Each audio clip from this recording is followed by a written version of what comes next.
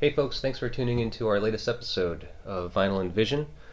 Tonight's guest is Tracy Garrity. She is half of the band Vulgarrity from Providence, the other half being her brother, Shawn, who's a great guy. Tonight we discuss her band, of course, and their history being a musician kind of in the city locally, what they have done and what they're going to be doing. We also discussed The Clash. This record right here, I'm actually not sure what year this was from. I think I misspoke during our interview, but it's not I cannot verify the year that this pressing came out, but somewhere from the 80s. It's an absolutely amazing condition, actually, minus this little thing with the shrink wrap falling off the back because it's got a center seam here. So I'll give you some close-up looks on that in the video. But really great talk I had with Tracy. It's been a long time since we've been able to kind of sit down and talk together about anything. So this was actually a great opportunity for us to kind of catch up and kind of hear that in the interview. But they have a record out. Afterlife came out in 2015, and I've been featuring some of the songs from that record on the video on the audio stream. I'll be featuring a clip of their music video, which you can see on YouTube. I will link that for you guys. And they will be performing on May 4th as part of the Spring Fest in Providence, the outdoor rock and roll yard sale. So it'll be a really cool kind of block party-ish thing. Some live performances, including them, and outdoor vendors. They're actually going to be doing some record sales, I'm pretty sure. Some record vendors will be set up. So it'd be a really cool event. I'm going to try to make it, but I don't know if I can. So please give them some support. Their bandcamp will be linked. To pay what you can. So great opportunity to just pick up a record for cheap. You know, you just pay whatever you feel like it's worth, and you get 10 songs, and they're actually very good songs. It's a pretty solid record. So don't forget to like and subscribe. Feel free to comment if you like. And yeah, enjoy the show. Thanks.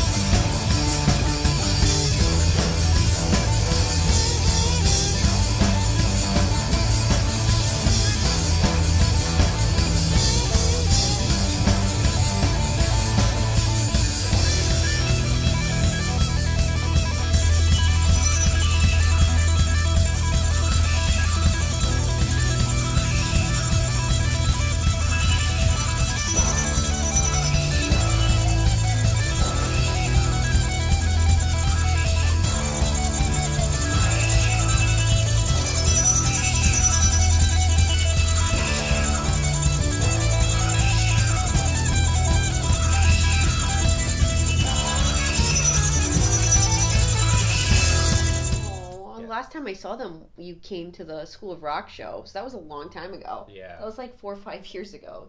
So yeah, that's when I didn't understand what I was doing with children out. Oh. I was just like, oh my god, why are they here? They're gonna make this horrible. Yeah, sometimes I kind of like my cats, and that's all I can really handle. Yeah, I agree. I have 2 cats, and they can be assholes too. Everyone can be assholes. That's the name of the show. Everyone can be assholes. Yay! All right. Hi, Tracy. Hi. Were you taping us the whole time? Yeah. There's such a thing as editing. You know, we don't have to use every little bit. You trickster. No. Well, I have to.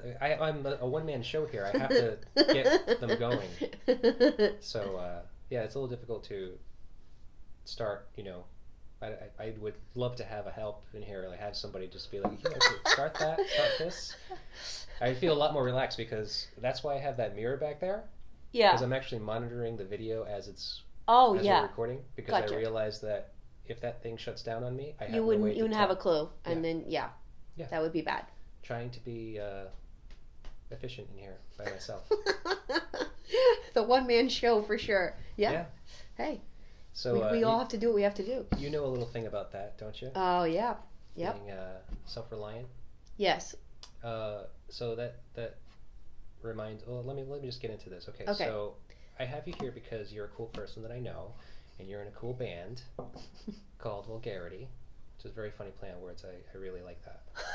I really like how when you guys finally decided to become a two-piece, Yeah. that's where it went to, and I was just like, that makes a lot of sense.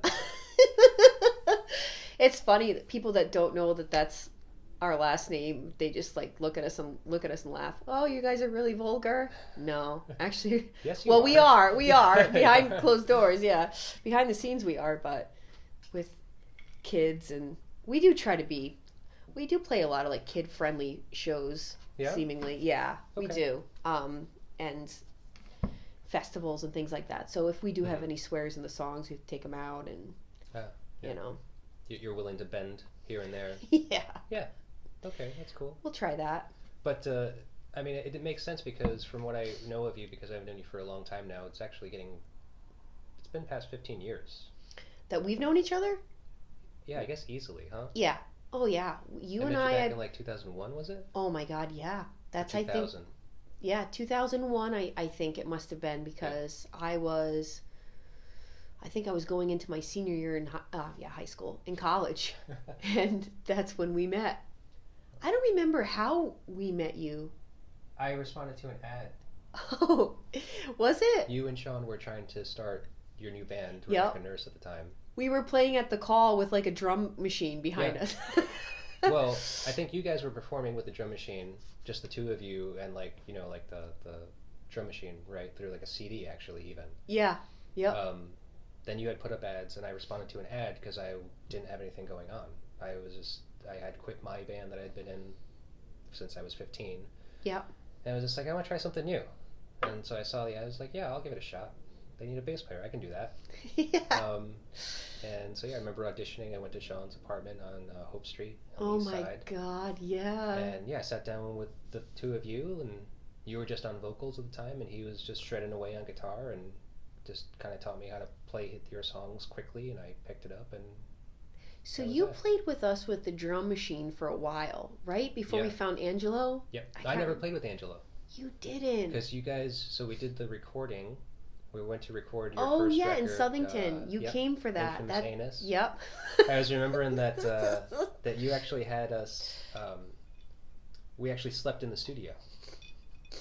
We camped out in the studio. For, Yep. What were we there for? Like just one whole day, like 1 day and 1 night. We banged out all those songs because I can remember. I felt like I couldn't sing anymore, and George was like, "No, you can do it. just keep drinking whiskey and keep trying. Another take." Yeah. Yep, that was George. We recorded that with. That was crazy. Yeah, I thought because it only hit me as I was thinking about having you come in here. I was just like thinking about our history. I was just like, holy shit! Yeah. Like wait, I remember we did that. Yep. Yep. See, I wouldn't have remembered that unless you just reminded me. I wouldn't have It's remembered. very repressed. It's back there. There's a lot of other things. A lot of other bad Well, things. we know why I wouldn't have remembered all that. Oh, you have no idea. I've always been 10 steps ahead of you. Listen, James is the one that introduced Shawn and I to places like Julian's and all the mill shows that you took us to. Yeah. I had no idea there's like this underground world existing of like bands and music and this other culture Yeah. going on in Providence. I had no idea. I think I tried to take you to a Halloween show Yep. at some mill in Olneyville. I can't remember which one it was. It might have been like White Rabbit or something. Yeah.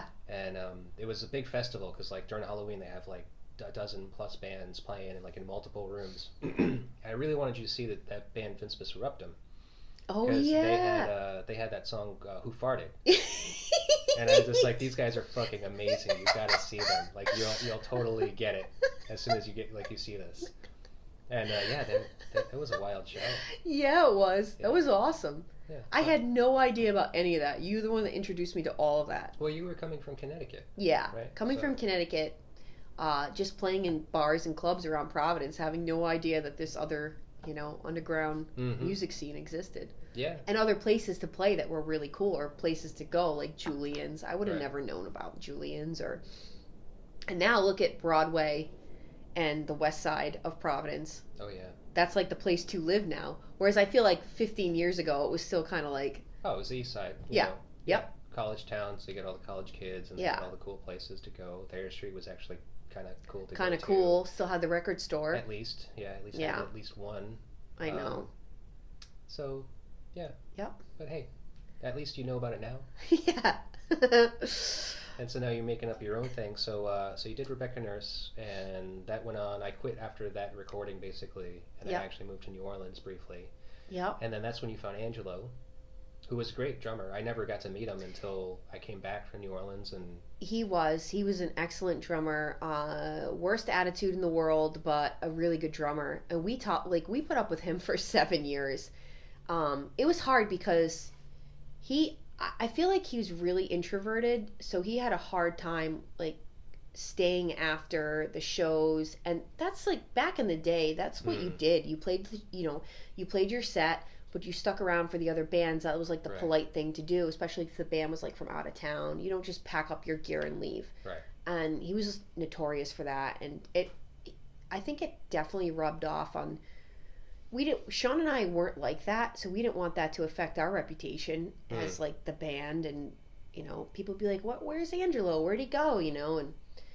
And the resentment with me and him got worse and worse through the years, because Shawn's just the type, as you know, he'll just slide. Yeah, and he just wants to be the mediator to make sure everyone gets along and make sure everything's like smooth. And I'm just the type like, don't crap on me because you're gonna get it eventually, like. So it came to a halt. Like, I think it was probably like the 6th year. I'll never forget it. I had had enough, and he did the same thing. I had all these people that came out to the show, like all these old friends, because we were playing like Southbridge, Mass. And so people that I grew up with, like out from Killingly area, it's not that far, all came out for the show. We were having so much fun. And he was just upset because he had to he traveled with us, so he couldn't leave. Oh, shit. And so we get in the van, and I'll never forget it. He said something like, "You're the weakest link in the band. We're all up here and you're down here." And I said to myself, I had enough whiskey. So I said to myself, "You wait till this van stops, like you're going to finally get it." And yep, I got out of that car and I went right over and punched him right in the face.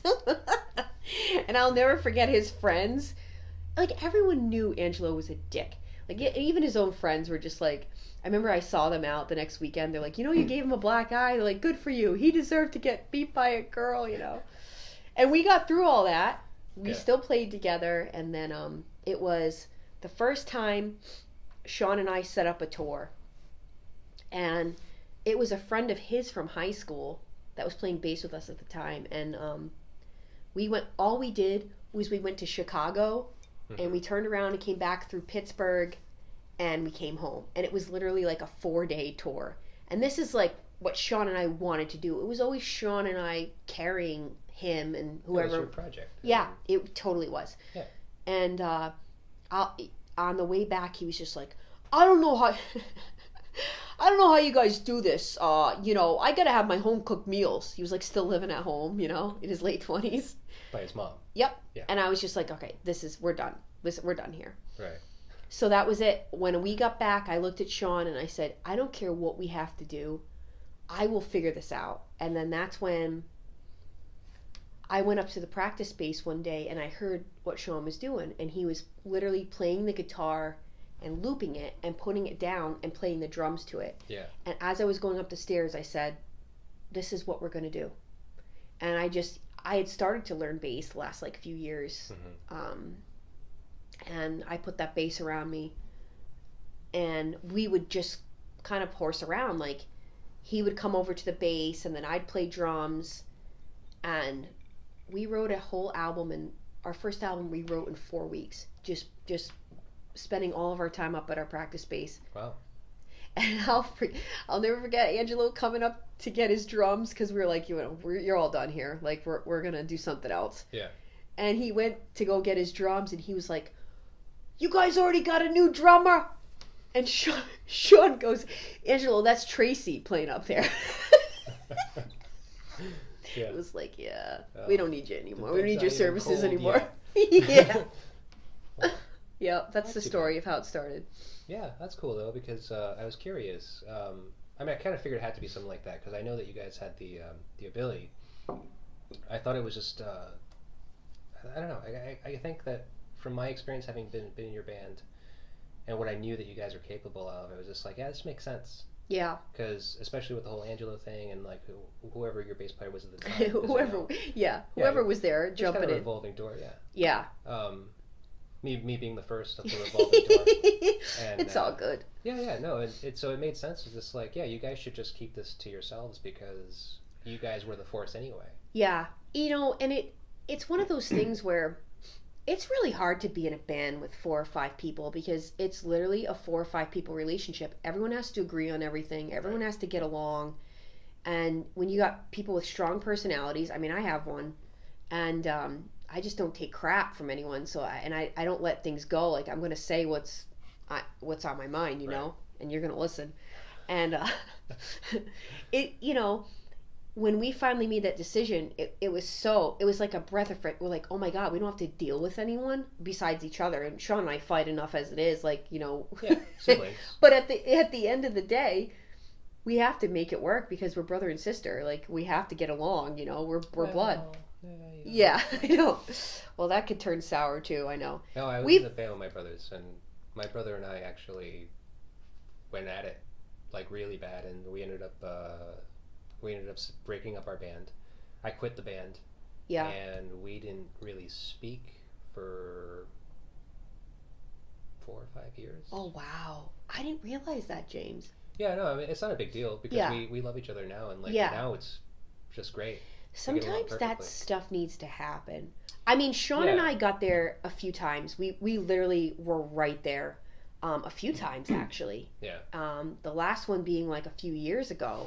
We got into this like really heated argument, and of course I had been drinking, which you can't, that's usually the culprit of the problem. Yeah. But it got to a point where, and one time it happened on tour where like we went at it like we were like kids again. Like wow. Some guy in Wisconsin gave us. He said it was whiskey. Listen, I don't know what Shawn and I were drinking, but Missy recalls the whole thing, and Missy's like, "You two were like you guys had like the devil's poison that night because you two were like, like we were like fist fighting each other in the parking lot. Like it was crazy." Huh. And but we brought up some stuff that had happened when we were kids, like, and I was like, you'll never understand what it's like to have an older brother that treats you like this. And he goes, you know what? You're right. I will never know what that feels like because I didn't have an older sibling. Mm-hmm. And then we just kind of like, we got through that. And the last one was like a few years ago. And then we did take a little hiatus. And then that's when he wrote his movie. Mm-hmm. And, I went on to that salaried job and really tried to throw myself into that. What a bad decision. Because what happened was I got so far away from what I loved doing. Yeah. And that job was taking up so much of my time and energy and effort. When I'd come home, I'd have nothing left. Yeah. That's not, that wasn't me. No, that sucks. Along with other things contributing to that. But yeah, I know what you mean about the whole sibling thing that can happen. Sometimes when you're that close, it could take just something, and being in a band, yeah well because you're kind of like constantly at each other with like ideas, and I know that for me personally it was that I was growing in a different direction, and so like being in a band with anybody, it's just like when that's starting to happen, like you just there's nothing you can do about it. Right. Because, you're dead set in your ways where you're like, well, this is what I like. This is what I want to do. This is the direction I want to go. And if you don't want to go in this direction too, well, then I just don't want to do this. Yeah.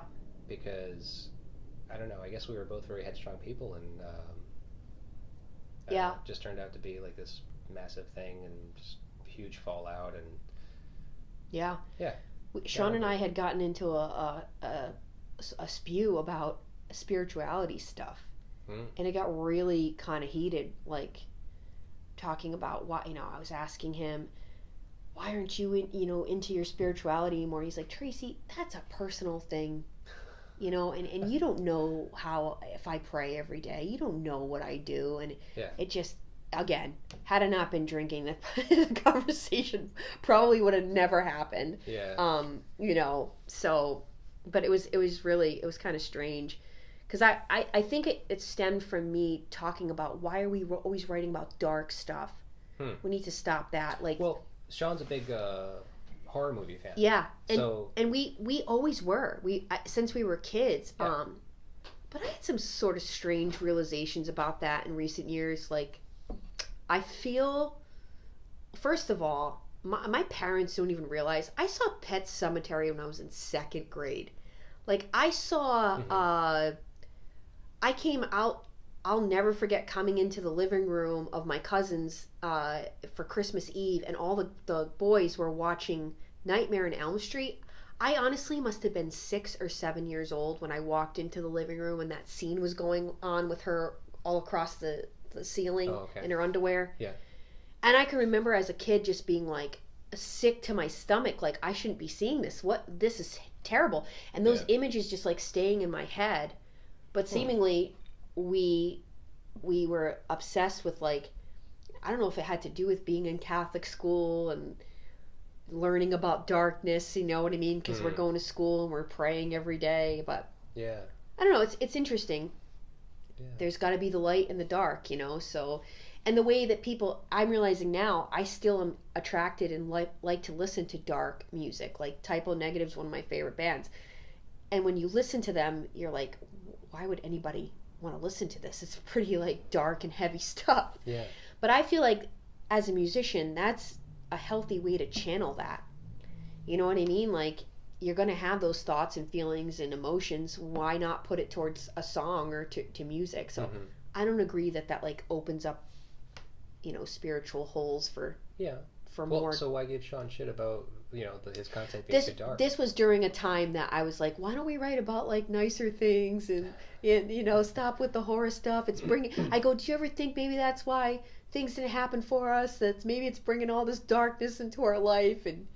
But I think it got him to think too, because interestingly enough, I had read his movie, and he changed the ending of the movie after we had this big conversation. So I don't want to say that, I'm not going to say that it had anything to do with our conversation, but I think it might have, like I think he thought about that. And well, because what he wrote was a horror movie? Yeah, but it has a pretty interesting ending. I won't give it away. No, okay. He's still in the middle of editing it. I helped out pretty much all last summer. He was filming it, and he asked me to do makeup for it. So we actually filmed at your old high school. We did an entire scene over there. Yeah. Oh yeah, I think I remember seeing something about that. Yeah. On social media. Yep. That's great. Yeah. So they're writing the music and he's doing all the editing. So I think he was still planning on it coming out in the fall. And I think that's still happening. Hopefully for Halloween release. Yeah. Cool. I hope so. I hope it happens for him. He's pretty excited. That's like his first horror movie, Yeah. That's great. It's a full-length movie. Yeah.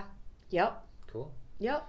Well, maybe I'll have to reach out to Shawn and ask him if he wants to come and talk about it. Yeah, I'm sure you'd love to. Yeah. I have another good friend actually that works in movies that I have invited, and we just haven't scheduled the time yet. But he's kind of somewhere like in that realm.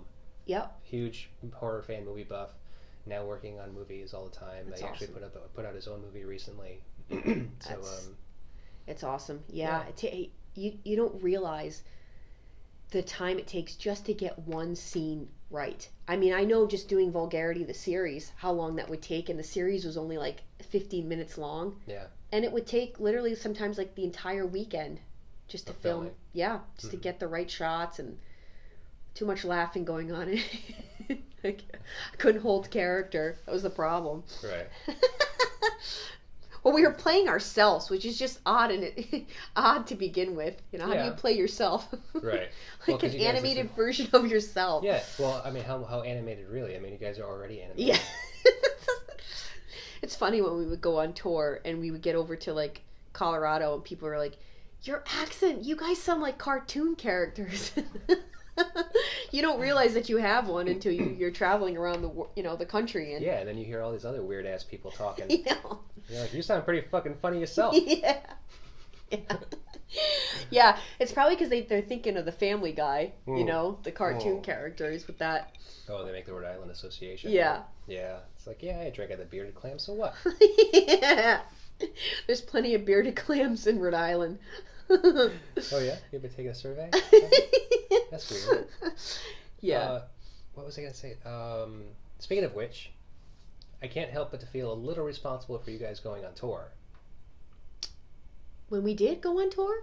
Because I feel like one of the other things I remembered was that I was talking to either you or Shawn or both of you at some point. And you guys were asking about being in the band, and I actually had joined Barn Burning at the time. And you guys did tour. We were fucking touring all the time. Yeah, we were touring like crazy. I forgot about that. Yeah, and so I think it may have been Shawn that I was talking to, and him just asking how things are going. I was just like, it's great, I mean, it's so cool. I mean, this is the best thing I've ever done. Yep. And I was just like, yeah, man, you guys gotta go on tour. Just go out there. And I remember him being like apprehensive, saying like something along the lines of like, oh man, like, yeah, well, what's being on tour like? I was just like, it's fucking fun. It's awesome. Yeah. It's just like, it's just a great time, and it's just like, regardless of whether you play to some people or not, at least you're out there and you're doing it. You're building your reputation. You're building the name.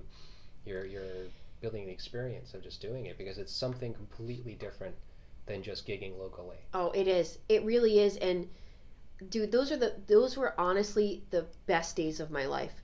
Waking up every day and doing what you love to do for different people, and going, and we did our tour crazy too. Like we were trying to get through the whole country in a month, and so that required a lot of times, like, we would get up, we would make friends each tour. We'd make friends with the bands and we'd stay with them, and you know how that is. They want you to like stay up with them and party because they haven't seen you in a year. Yeah. And you practically get like no sleep, 2 hours sleep, and then we would get up at like 8 o'clock and we would drive 8 hours to the next major city, and then just keep doing that. Like, oh yeah. And Shawn was still working at Celebrity Access, so he would have his laptop like remotely doing work from his laptop. I'd be driving. We'd switch sometimes because I could do a lot of work from the laptop too. Where both our companies would let us do that, which was like amazing in itself. Yeah. But yeah, those are the best. He just said to me recently that he wants to do another tour. Oh, I was like, Jesus. yeah. I was like, let's do it. Because once he had kids, there's no touring when you have kids.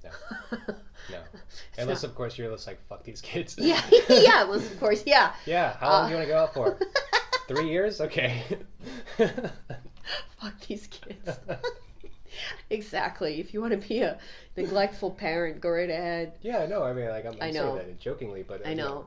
I think that it sounds kind of intriguing at the time. I mean, my wife Jess and I were talking about it the other night, and how I was just throwing out this idea of like going back to the old band, and how she was just like, yeah, you have those 3-day weekends every 5 weeks, like you could just do like a 4-day tour and just like go out. And I'm just like, well, hold on, I didn't even say I was joining the band, first of all. Yeah. Second of all, what makes you think I would want to go on tour for 4 days? Yeah. It's like, it's like a tease. Well, it's asking a lot too. It's like, you don't really understand what goes into going on tour. It is a lot. You can do it, but it's just like, it takes a lot to plan it and to do actually, develop the wherewithal to say, okay, we're going to do this. Yeah. And then to go out and make no money and just come back, and for what? Like, why would I do that? Yeah. I feel like any band that's still doing that route, it is so hard, and there's got to be like a method to the madness. Like, you either have to be selling enough money in on your merch table to be able to like live and still be okay with that, and somehow being able to pay your bills back at home waiting for you. It's crazy how people try to figure out how to do it. But I think the craziest thing for Shawn and I is we're setting up for 5 people and it's just the 2 of us. So that would get old after like 2 weeks of that. And we'd have to Shawn has the the Nissan Titan, so it's like Tetris back there trying to figure out how we're putting everything like in and out. Yeah, that was why crazy. the hell do you guys have that goddamn Vista Light kit? I know. Oh, 4 pieces isn't enough for you? For a 2-piece band? We don't take that on tour. Oh my god, no. We take like we dumb it down to like next to nothing, like just the generals, like standard. Yeah. Jesus Christ. No, he found that at that music store in Situate a few years ago, and he came home with it. He came to the practice space with it. I was like, oh yeah, he was like a kid in the candy store. He's like, look at what I found. It's an awesome kit. Yeah. I mean, like Vista Light kits are pretty amazing in general, but this thing is fucking obscene. What is it, like it's 9 pieces or what? Yeah, I think so. Yeah, there's a lot of toms. It just goes toms for days. Yeah. It just goes all the way around you and comes back. It does. It does. From one cheek to another. That must make it really hard to kind of switch off instruments when you're like fucking, surrounded by drums. He just keeps like, he just can't. This is what gets him. He motivates me because I would have just been happy, honestly, with how we originally started, which was just guitar, bass, and drums. And we just wrote the songs and we switched, and he would loop the guitar or the bass or whatever, however we would do it. Well, no, then he had to add the keys, the next tour. Then he's got to add the foot pedal. Now he's got like 10 pedals down there. I don't know if you've seen us recently, but he's just like, he's stepping on this. He's playing keys. He's got the bass and guitar on him. And then he's looking at me like, all right, you're going to do this too. Like, it's like, yeah, right. Yeah. Right. Yeah, that is impressive. I got to admit. Because I have a loop pedal. I have one. That's all I need. Yeah. And I find it really hard to like, to sync myself up. Yeah. Yeah. Because to do it on the fly, I mean, and you guys do that for live performances. Like, yeah, there's nothing pre-recorded. Is a different story. Yeah. But to just do it on the fly every night, it's crazy. It's hard. Oh, and sure. if it's the littlest things that will throw me off on stage. Like if the stage is really small and now things are cramped up like they're not at our practice space, and then it's the little things like that. I really do have what do you call it? ADD? Well, I have that too. I have a lot of problems, but I get really I get very nervous. I have stage fright. Yeah. Okay. Nobody would know that, but I do. I don't actually calm down until like after the first or second song. I'll stop shaking. And it's actually the performances that are the most intimate, like we're down to the bare bones, just guitar and singing. I get the most nervous because it's just very intimate. Like everyone's like in your face, and you can't hide behind anything. Yeah, makes sense. But I get nervous. That always, I think, affected my performance in some regard, because it would either make my voice shaky or it'd make me play funny because I'm tensed up until I actually calm down. But he keeps adding more and more and more. And actually, this festival we're playing on May 4th. Yes, I want to kill him right now because his time too right now is very limited to practice. So we've been practicing, we've been trying to get in at least one practice a week, and I'm going to go up there myself and just keep practicing because he's got me doing all kinds of crazy shit, and I'm just like, okay, we'll see how that goes. Yeah. May 4th, cool. Yeah, actually, I was going to ask you about that because it's a outdoor garage fest thing. Yeah. It's the rock and roll yard sale as well as. Yeah, I think it's what they always did for the Cinco de Mayo festival. Oh, okay. But they're now calling it, I think, rock and roll yard sale, and they're making it more like a spring fest. Okay. And then we got asked to play that, and then we got asked to play PVD Fest this year too. Oh, cool. So that's like a month later, and then we usually try to get on Block Island Music Festival, so we're playing that again this year too. Cool. Yeah. That sounds like a cool summer. I know. So May 4th, I want to go.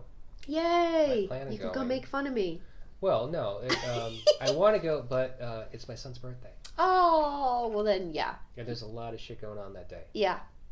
So I don't know what's going on. I don't know how many. I have to actually check that flyer, the event page or whatever, to see. There's a lot of different vendors and stuff there. I know it's supposed to be like a family-friendly event. Oh yeah, but no, I know that it will be. It's just that it's a matter of time. Yeah, because I haven't actually even figured out what he wants to do for his day. Yeah. The last thing I want to do is impose on him and be like, "Hey, how do you want to go see a show?" I know you don't really care about music at all. Yeah, we actually are going on first because my brother's son's first communion is later on that night. Oh, Jesus. Yeah. Really? Yeah. So we have to like basically play and hurry up and get off and go to attend the first communion. So okay. Yeah. Do you still wear the garb? You know, I don't know what goes on for that now. Oh, you mean vulgarity? Yeah. No, I don't give a shit about what your communion is doing. You wear white or something. You get dunked in water. Okay. Something like that. I don't know. No, we don't wear that crazy gear anymore because it was we couldn't play right with it on. We would have to do the straps on the bass and the guitar and snap it off and throw it to one another, but the crazy would just be in the way. Pull it over your shoulder. Yeah, and then they it'd just be moving around. The bullets would be moving around on stage, and it was just too much. They make great photos, but it just wasn't movable, and the screws. Yeah, the screws would be cutting into my shoulder. Yeah, the way it was designed wasn't very. It wasn't designed for anything. It was designed for the look. So. Yeah. Statuesque, not necessarily functional. Yeah, no. Yeah. But it's interesting. I was thinking of contacting Kelly Eden, who does. She puts all kinds of things together. She's a fashion designer, and I was thinking of contacting her and meeting up with her to see if she had some ideas for a different look for us. I know she would. That's her whole thing. Paying her to put something together for us. So hopefully that'd be cool. Yeah, she's been around for a long time, and she's done some amazing work. Yeah. So. Well, I liked what you were doing with your latest record. So it was Afterlife is your newest record? Yep. It's your fourth record? Yes. Yep. Okay. So I've listened to that a few times now because I actually bought it off your bandcamp. Did you? I did. Why did you buy it? I would have sent it to you. Well, you said it was there, and I was just I looked at it, and I was just pay what you can. I was like, oh. Oh, okay. It didn't play it for you? No, you can play it, but the thing is, I was going to use it. Oh, yeah, so I actually needed the files. Oh, I could have gotten that for you. I didn't realize that. No, it's okay, because when I saw the pay what you can, I was just oh, okay, cool. Because I don't have to necessarily pay any certain denomination. I can just, give you whatever I want. Yeah. So I used my business account, and I was just yeah, here you go, here's $5. So I sent $5 over, and I got the whole download for, all 10 songs. Yeah. And I was able to download it onto my computer and then put it onto my my phone so I could actually listen to it while I'm out and about doing things. So that was cool. It also led me to think oh, hey, that's awesome. If you're only doing a pay what you can, go to the Bandcamp. Even if you only pay $1, you get a 10-song record. You just told me something I had no idea. Yeah. Shawn set up most of those accounts, so how he set them up and how they all operate, I'm still learning. I know we're on Spotify. Yeah. I know you can, all of our albums and are on Spotify and Pandora, but this Bandcamp thing I didn't know much about. Yeah. Well, I mean, okay, so Bandcamp is a little strange because you can, I'm assuming as a as an artist being on it, you can kind of set up your own kind of parameters for however you want to do it. You can set a specific price, or you can just say donate. Yeah. Give it away for free. Yeah. Or pay what you can. Which basically means you're giving it away for free if you do the pay what you can, because someone can just be zero, fucking. I know. Fuck these guys. They're just giving that music. Yeah. But yeah, I sent you guys a few bucks, and I was figuring, whatever. I mean, it's worth it. So I thought that was cool because it's shit. If you I'm not crazy about the downloadable music. First of all, organically speaking, it's not the best way to listen to music. Yeah. It gives you a really good interpretation of the songs. Right. So if someone wants to hear what you guys are doing, I think that's a great method to go about getting the music. Plus, you haven't recorded any music on vinyl. No. It's I would difficult. love to. I know it is. It's expensive. Yeah. You know, I mean, you guys can record. Your record sounds great. Yeah. If you just transfer that to vinyl, it'll sound just as good. It'll sound even better. Yep. But that's up to you guys, and obviously finances are a factor. Yep. But even if like 1,000 people were to go to Bandcamp and download the music for $2, that would help you do that. I know. It would help you be able to finance that project. You know, one thing Shawn and I always stunk at, and it's just something we never enjoy doing, or we just never liked doing it. We'd put something out, and neither one of us would sell it. We'd just put it out, and we'd be like, all right, hopefully people see it, you know, because we didn't like the whole, like, look at me, come on, you know. Right. But I remember somebody saying at one point, if you can't sell your own products, then who's going to sell them for you, you know? It's just one of those weird things. We both hated it. We hated doing it. We never liked doing it. We never promoted our stuff like we should have. And that we both admit that. We both failed in that department totally, all these years. But, you know, interestingly enough, I talked to you about another channel and another avenue I'm working at, and how that all sort of works. People are looking for specific things, but it's funny, after they find that out about you, and then they find out your other talents, they're over there, they're checking it out, they're you know. Well, that's cool. Yeah. I mean, you just direct them to Bandcamp and say, hey, you only have to donate whatever you want. Yep. You don't have to give any certain amount of money. Exactly. And I think most people would. You just got to ask. And that's cool. Yeah. It's just like, because the internet is a great resource to just open yourself up to the entire world. Right. And there are, 4 billion people around the world? So even if every one of them was to give you $1, hey, that's awesome. I know. It doesn't sound like much. But 100,000 people come by and say, oh, hey, what's this band? And you give them $1 and you get 10 songs. For each one person that gets 10 songs, they think, oh, I got 10 songs. This is cool. I get to listen to this and put it on my iPhone and like walk around with it. That's cool. Yeah. By the way, it's a pretty cool party record. The Afterlife? Yeah.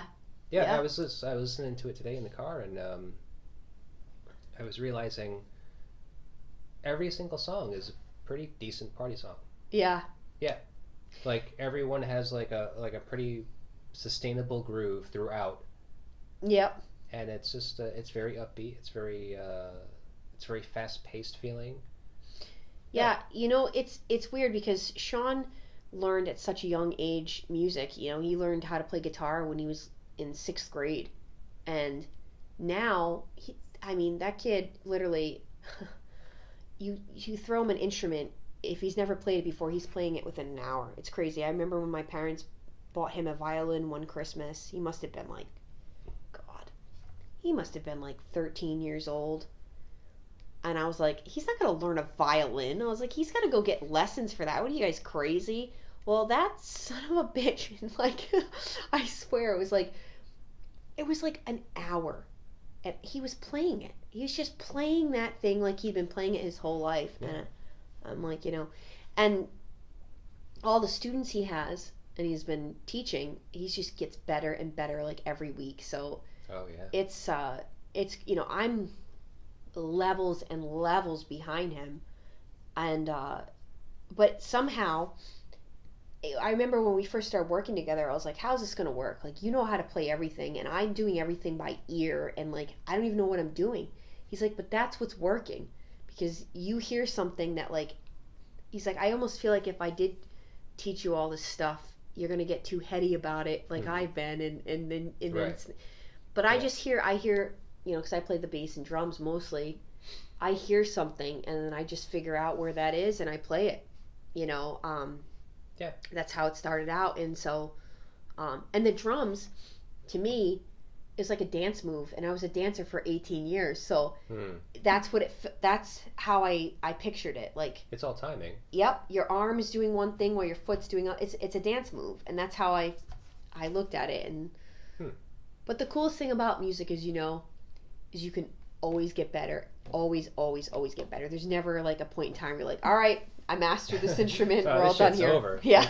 Yeah. Next. Yeah. There's never that point in time with music, which is which is pretty awesome. Right. Yeah, no, you're right. Absolutely. It's funny, though, because what you just said is what my last guest said about musicians. My friend Daryl was saying that a true musician can basically pick up any instrument and within an hour's time can, like, write something on it. Yeah. Yep. And it's true. Yep. I mean, like, Shawn's a great example of that. Yeah. And I even thought to myself, just like, shit, well, I can do that. That's cool. Yeah. I'm glad to know that I'm, like, kind of in good company over here. That I can, like, you know, kind of hold my own on something, just creating sounds, because sound in music is really cool, where it's like speaking. Yeah. It's like, you don't have to necessarily understand a language or necessarily, like, you know all of the ins and outs of it, the alphabet, the way every syllable is pronounced. But if you can, like, flub it and make it sound good, it's understandable. Yeah. Yeah. And that's all you need to get through. Yeah.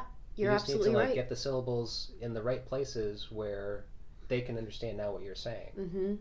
Yeah, it is. It's a total universal language, and it is the most. It is a healing. It's You a just healing. let it go on the mic. Just kind of let it rip.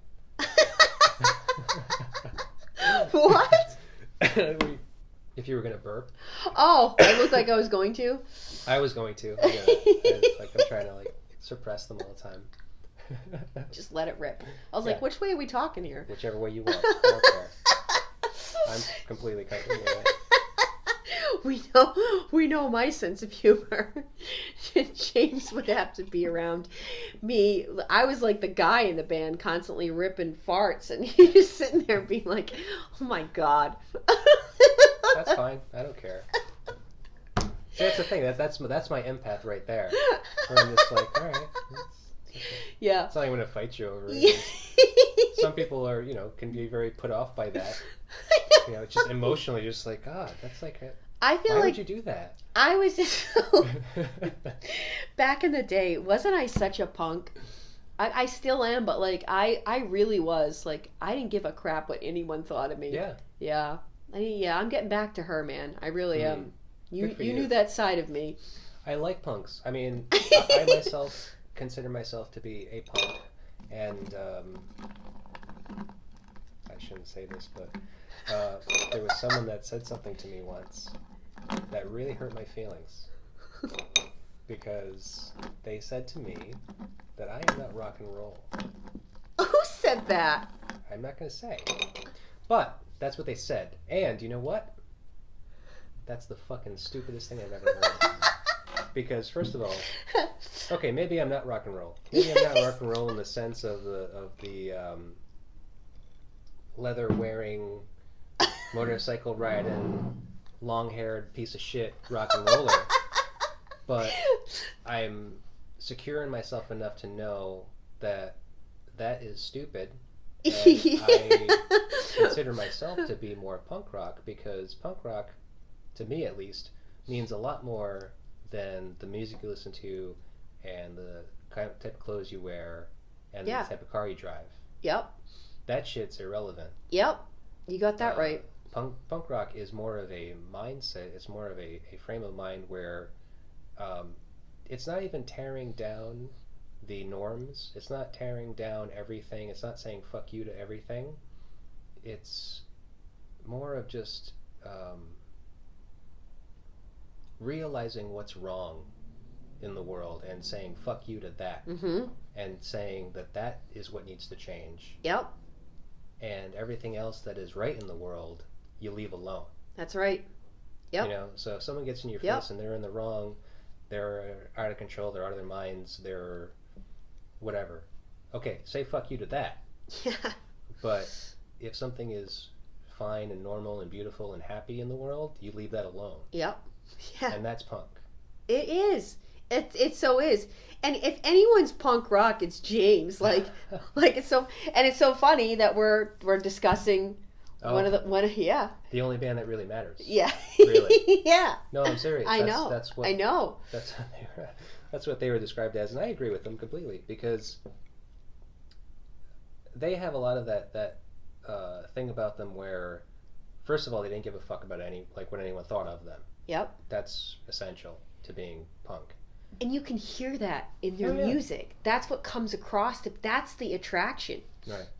Well, because they dogged their preliminary fans, the UK punkers that were starting up in the late 70s. Mm-hmm.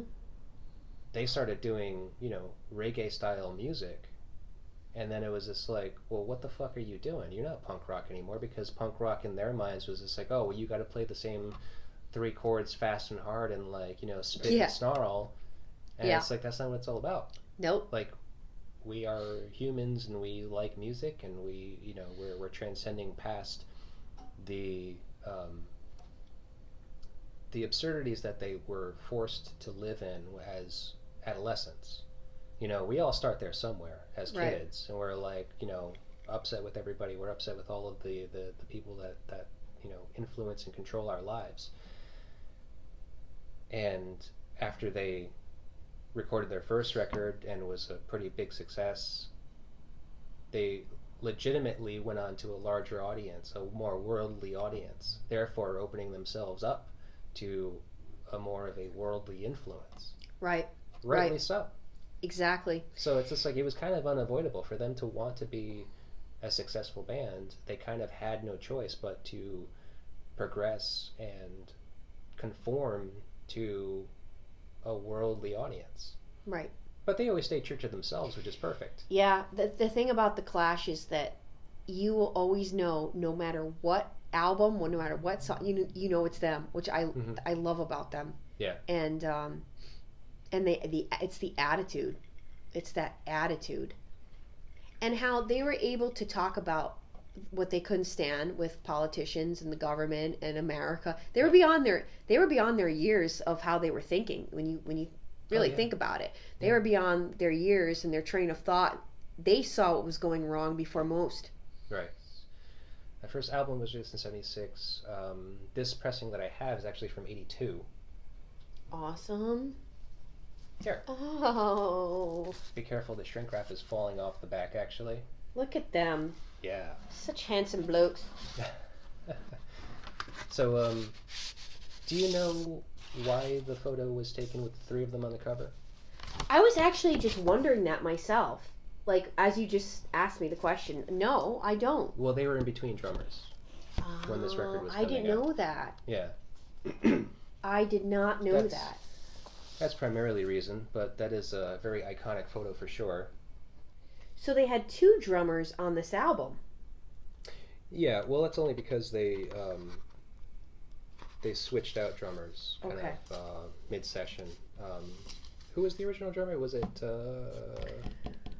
who says it? I thought it Nicky Heaton, but it says Tory Crimes on here. Drums Tory Crimes, yeah, he was the first drummer. Okay. It's actually Terry Chimes is his real name.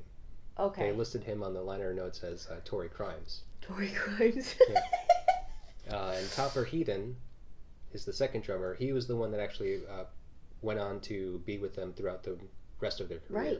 The rest of their active career, minus their last record.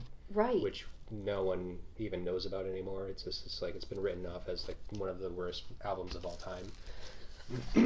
Really?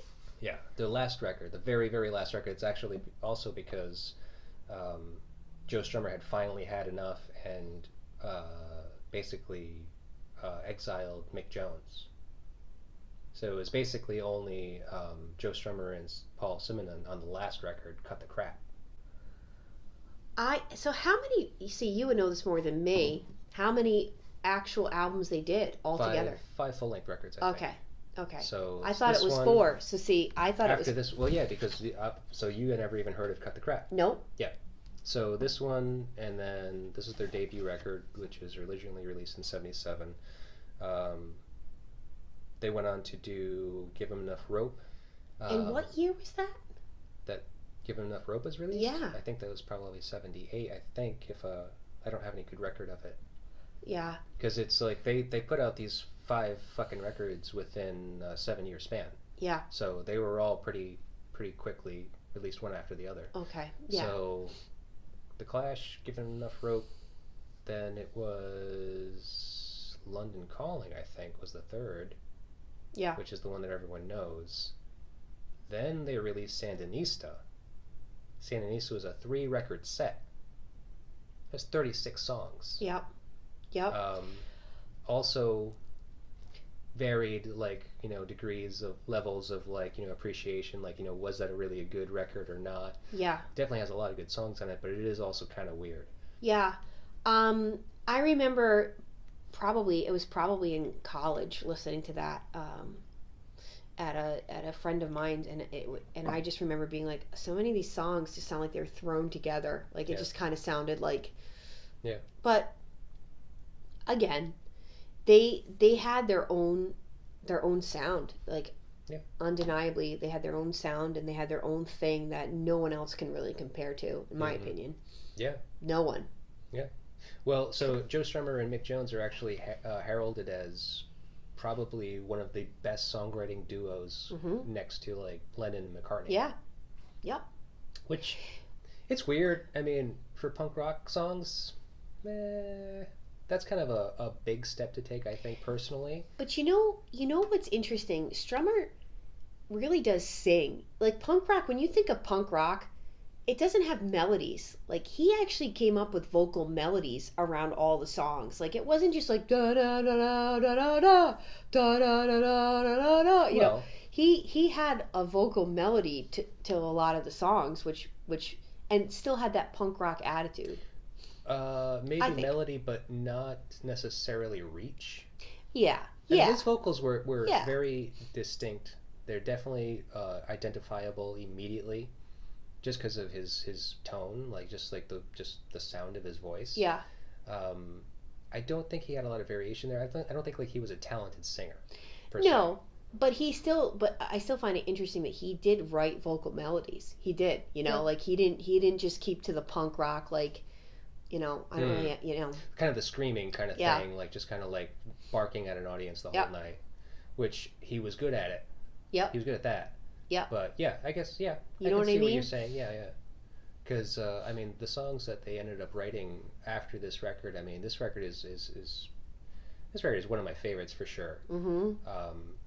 Because not only the punk rock ethos, but just what they were going through, the time that this was released, the time, like, that they were writing these songs, the content of these songs. I actually wanted to print up lyric sheets, but I forgot to because I'm an asshole and I'm busy. Busy asshole, everyone. Well, because it's hard, because it's hard to understand him.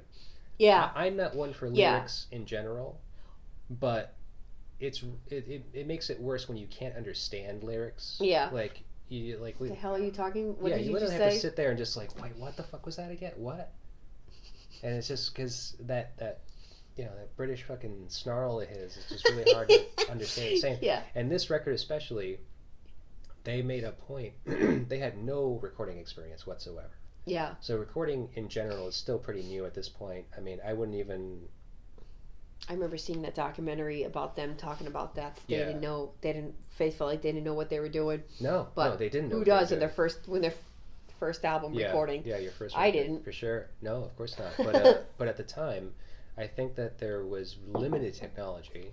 I think maybe at best this was recorded on 8 tracks, maybe. Right. I would be very surprised if this was recorded on 24 tracks. Yeah, no.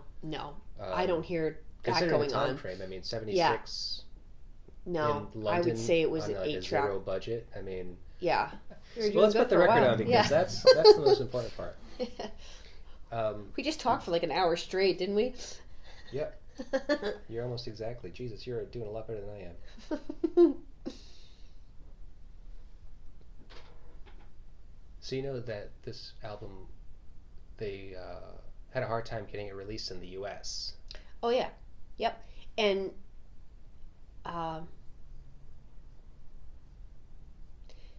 they're not the first band though that had that problem. From the UK? Yeah. For a lot of them, it took a long time to get over to the. Well, they sing about the wonderful America in this album, don't they? What's that? They sing about the glorious America in this album, don't they? Very sarcastically. Yeah. Yeah. Well. But that's not why. I know. No. But yeah. No. I mean, it was the record company.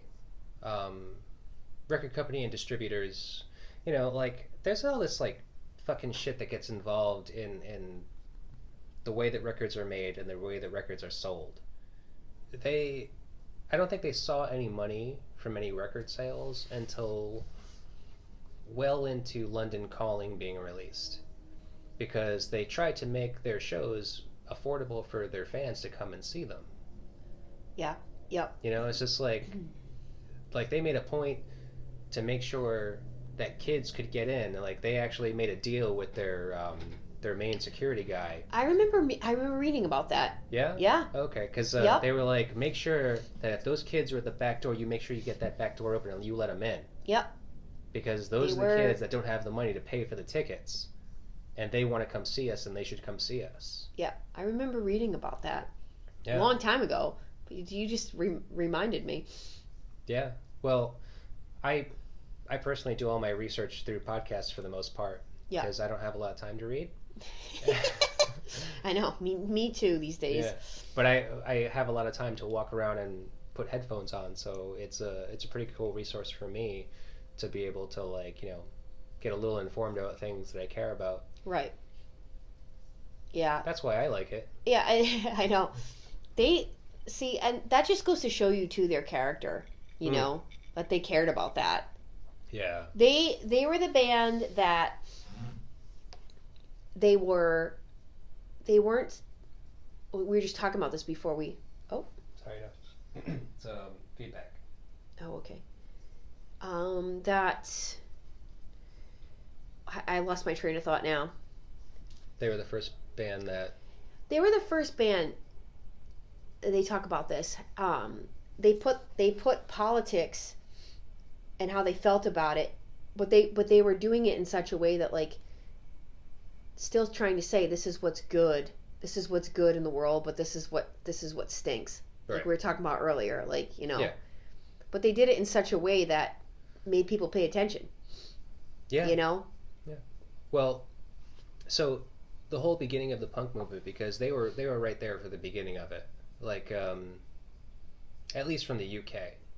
So it was basically them and the Sex Pistols at the forefront of the punk movement in the UK, because before them it was US bands. It was the Ramones and the New York Dolls, basically, that spearheaded the whole punk movement in the States.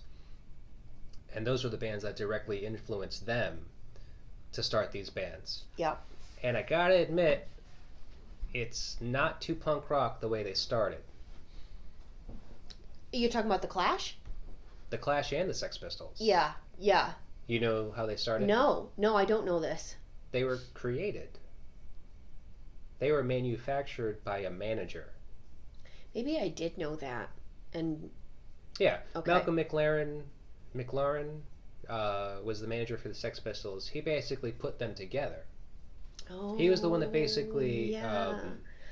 saw potential in these guys, wanted to start a band knowing this is going to be the next big thing. I want to start a band that's going to be this I don't know if you necessarily I'm getting tagged it punk. Their beginning story mixed up with Joy Division, because Joy Division wasn't manufactured. They came together as okay. Yeah, so I think I'm thinking Joy Division. Joy Division was after all this, but this was and they were influenced by them, but they were not. Yeah, they all. Easy on the table there, sport. Oh, I'm banging the record. It's not a CD, all right? You gotta take it easy. Sorry, it happens all the time, really. This table, the turntable, is extremely fragile. It's sensitive. It is. It's a very sensitive thing. I treat it very nicely so it doesn't cry on me. So I guess I did forget that fact, that they were manufactured. Yeah. So that's a little weird. It kind of takes away from the whole punk thing. The Sex Pistols being their own story. I think that if it weren't for the Clash, the Sex Pistols' legacy probably would not have lasted as long, because they were just self-destructive, and it doesn't seem like they cared for what was happening to them. They understood, oh shit, we're blowing up beyond anything we ever thought was going to happen, and it's taking a toll on all of us. Whereas the Clash always wanted to be the most important band in the world. Yeah. That was their mission. Yep. They were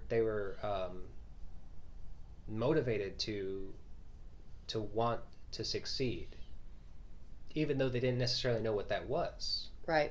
And unfortunately for them, having been as punk rock as they were, it led to their demise because they wanted to be the most successful band in the world.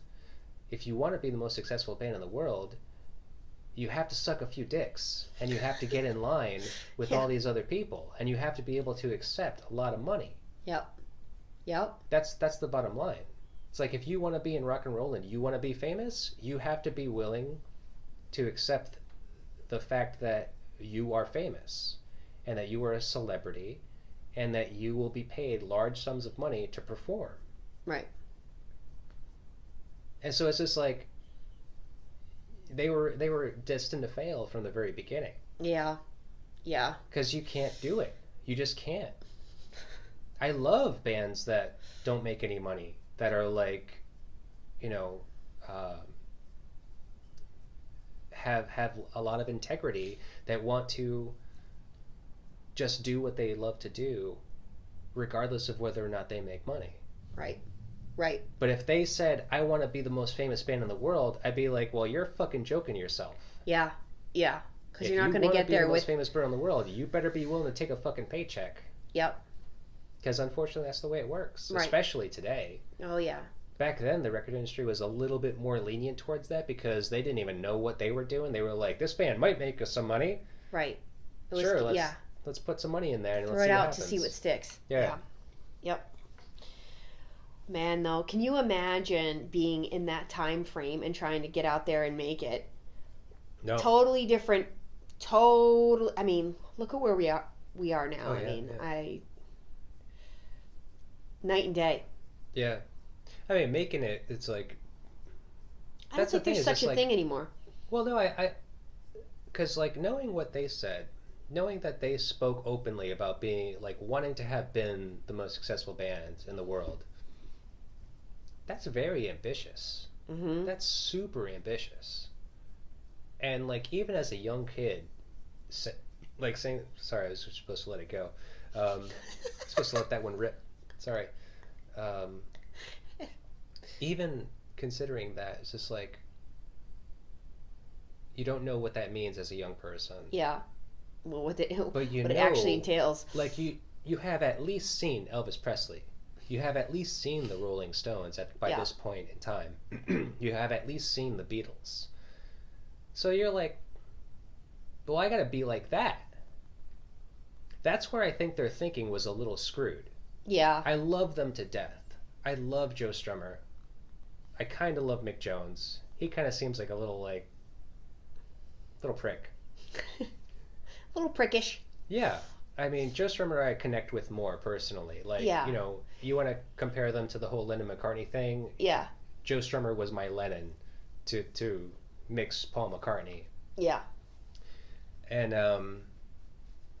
just because I'm a sad bastard, so I kind of like love these guys that are just like, you know, martyrs for their craft, you know. Yeah. I'm a sad bastard. Oh yeah, yeah. Well, you were saying how you make dark music. It's just like, I like dark music. No. Dark music's great. I know. Like, this is kind of upbeat with a dark undertone. undertone. Yeah. If you really want to think about it. Yeah. But for the most part, it just makes you want to get up and go. Yeah. Do shit. Yeah, that's the thing about the Clash. That's what they do. Yeah. You're not going to just sit there and be like, when you listen to the Clash. I'm just going to get stoned and just be like, oh, yeah. Yeah. I don't even think they ever had a slow song, did they? God. Straight to Hell comes to mind. Yeah. That's not really... But that's not really a... It's ballad-esque. Yeah. It's very strange because of their whole worldview. It's not really... It's a sad song for sure. It makes me cry every time. Yeah, I know. But not even thinking about the lyrical content. Yeah, just the way it sounds. The way it progresses. Yeah, just the way they put that song together. Mm-hmm. Like all the weird drums, like all the weird beat in that. Mm-hmm. I can't stand it. It drives me crazy every time I hear it. It does. It's one of those songs that just fucking just stabs me right in the heart every Yeah. time. There's no song on this that does that. Because these are all basically straight up punk songs. It's so, when you listen to this though, it's so punk pop. It's It's like they still had the hook and they still had the layers, like the happy like guitar layers over it and the cymbals. Well, the would it impress you to think by the time this recording was done, I think they had only been together for like 6 months. Jeez. Like, imagine that shit. I know. And Paul Simonon, bass player, doesn't know how to play bass. In this album? He did not know how to play his instrument. They just told him, here you are. By the time he joined the band, by the time they saw him, was just like, oh yeah, you'll do. He didn't know how to play fucking bass. Now I'm going to pay attention. Oh, it's so good. Okay, White Riot. How did he not... Wait a This minute. You mean to fucking tell song. me he didn't know how to play bass? Because he sounds like he knows how to play bass. No. He doesn't know how to play anything. Listen to him. By their first show, he was so nervous because of his first show jitters, which I don't do. What's your experience with your first show jitters? What do you mean? What's my first... what's... Like... Oh, the first time I ever played? Yeah, and in front of an audience. I still have that all the time. No. Oh. When you first played in front of people, how did you feel? Oh my God. I had an anxiety attack. A legitimate anxiety attack? Yep, it was in high happened? school. What did you do? So Shawn had started this cover band when we were in high school, and they were making good money. They were playing out all the Can you time. get closer to the mic? Oh, sorry. And they were playing out all the time. And he was a senior in high school, and I was a freshman. So he came home one day and he was like, "Learn that Alanis Morissette's 'You Ought to Know' song and try to sing. Come practice, try to sing it with us." And I was like, "Shawn, I don't sing." And he was like, "Sure you do. Just go downstairs and just belt it out." And so I remember I was just singing it like from like my head voice. And anyway, my mom came downstairs and she's like, "We're gonna go to your grandmother's next door. You stay in that basement and just yell it. Just yell the song." And they said they had come back home, and by the time they had come back home after dinner, like I was singing it. And Shawn was like, "Yeah, come to practice and try that." So next thing you know, I'm going with his band and I'm playing just like a few covers with them during their set. So he had me get on stage with them for the high school like dance. They played the high school dance. Yeah. And I was a freshman, and I looked like Kimmy Gibbler. Like I had braces, and I was so skinny. I was like too skinny. Had no boobs, and I went up there and sang "You Ought to Know," and then I literally like collapsed after. Like I like fainted. I got off the stage and I went into the auditorium like there was nobody in there because the dance was like in the cafeteria. They like moved all the tables and the whole high school was there. Uh-huh. It was so weird. And I remember like having a panic attack. I didn't know what they were at the time. I got really dizzy, and then like everything started caving in, and our drummer's girlfriend had to bring me home. I missed the rest of the dance. And the next day I went in, my mom goes, "Everyone's going to look at you different when you go into high school next week." And I was like, "Yeah, right, Mom." She's like, "I'm telling you." And yeah, that's when the first junior asked me out to go on a date. Yeah. Wow, that's awesome. I wasn't so dorky after all. No, that's actually a really amazing story. I didn't realize. I never knew where you had started, actually. Yeah, I was 14. And, wow, 14. Cool. Yep. Yeah, that was my jitter story. I was so nervous. Huh. Yep. Yeah, see, because I remember I was 15 when I played my first show. And I believe my first show was at Club Babyhead in Providence. Oh my God, that's awesome. Yeah, and now that's a cool place to have your first show. Well, yeah, it was. I mean, I didn't know it at the time. I was just like, okay. It was just there, and you played there. Well, I was just like, holy shit, this is a bar. Like, 15 years old, and just like, Did I your can't parents even have to drink, go? and I'm here. Our parents used to have to go to every gig in Connecticut. Oh, Because I was underage. We were No, both underage. my parents weren't there. My parents never came to our Wow. first shows. That's But, funny. Maybe the laws were different in Rhode Island. Because they used to have to come to every bar we played. Well, my oldest brother was 20 at the time. If I was 15, he's 5 years older than I am. He was 20. But drinking was 21, right? The bars at that time? Yeah, but he was an adult. Yeah. And he played the part. Like, I think he got It's his Rhode drinks Island. and all that stuff. Yeah, we were... It didn't matter. I mean... It's corrupt as hell. Yeah. But I remember we showed up and we played, and I remember being so nervous, and I was playing bass, and so I'm there, and like the songs we were playing, I had to do a lot of slapping and plucking with them. So it was kind of like early Red Chili Peppers music, so it was like, you know, a lot of fast, hard, punk rock, like funk punk stuff. So I'm doing that, and I remember like being so nervous and like so tense that I was just like trying to like move, like being completely like stiff, and like, you know, we were so fucking stupid at the time. We were like, oh, we gotta play with our shirts off, and we're like I was so like a 15-year-old scrawny kid playing without my shirt on, and I'm just like, oh, like so tense and just like trying to like. It was all the brothers? Yeah. It was just the four of us. It was so cool. That's so awesome. Our first year was amazing because it only lasted 1 year, and then my oldest brother, who was singing for us at the time, quit because he had a child and had to go on and like, you know, provide and all that shit. And, and then it became really weird, and that's when I started to kind of lose interest. But the whole relationship with me and my older brother, who was still in the band, started to dissolve. But the first year, it was fucking punk rock as fuck. Is that when Desiree saw you guys? No. Oh, okay, because she was obsessed with you guys. No, the people that saw she us... knew all about you when I became friends with her and we started this Rebecca Nurse thing, and she was like, oh my god, I love that. You got that guy on bass? Holy shit. Yeah, because she like knew you and all your brothers and was like already obsessed with you guys. That's so funny. Yeah, no, we had met her, I think, when we played at Rhode Island College, opening up for Bim Scala Bim. Okay. And so that was well past that. Like when I was 15, that was our first year. And it was punk as fuck. I loved it. My brother Mo was a singer. Do you have any footage of this?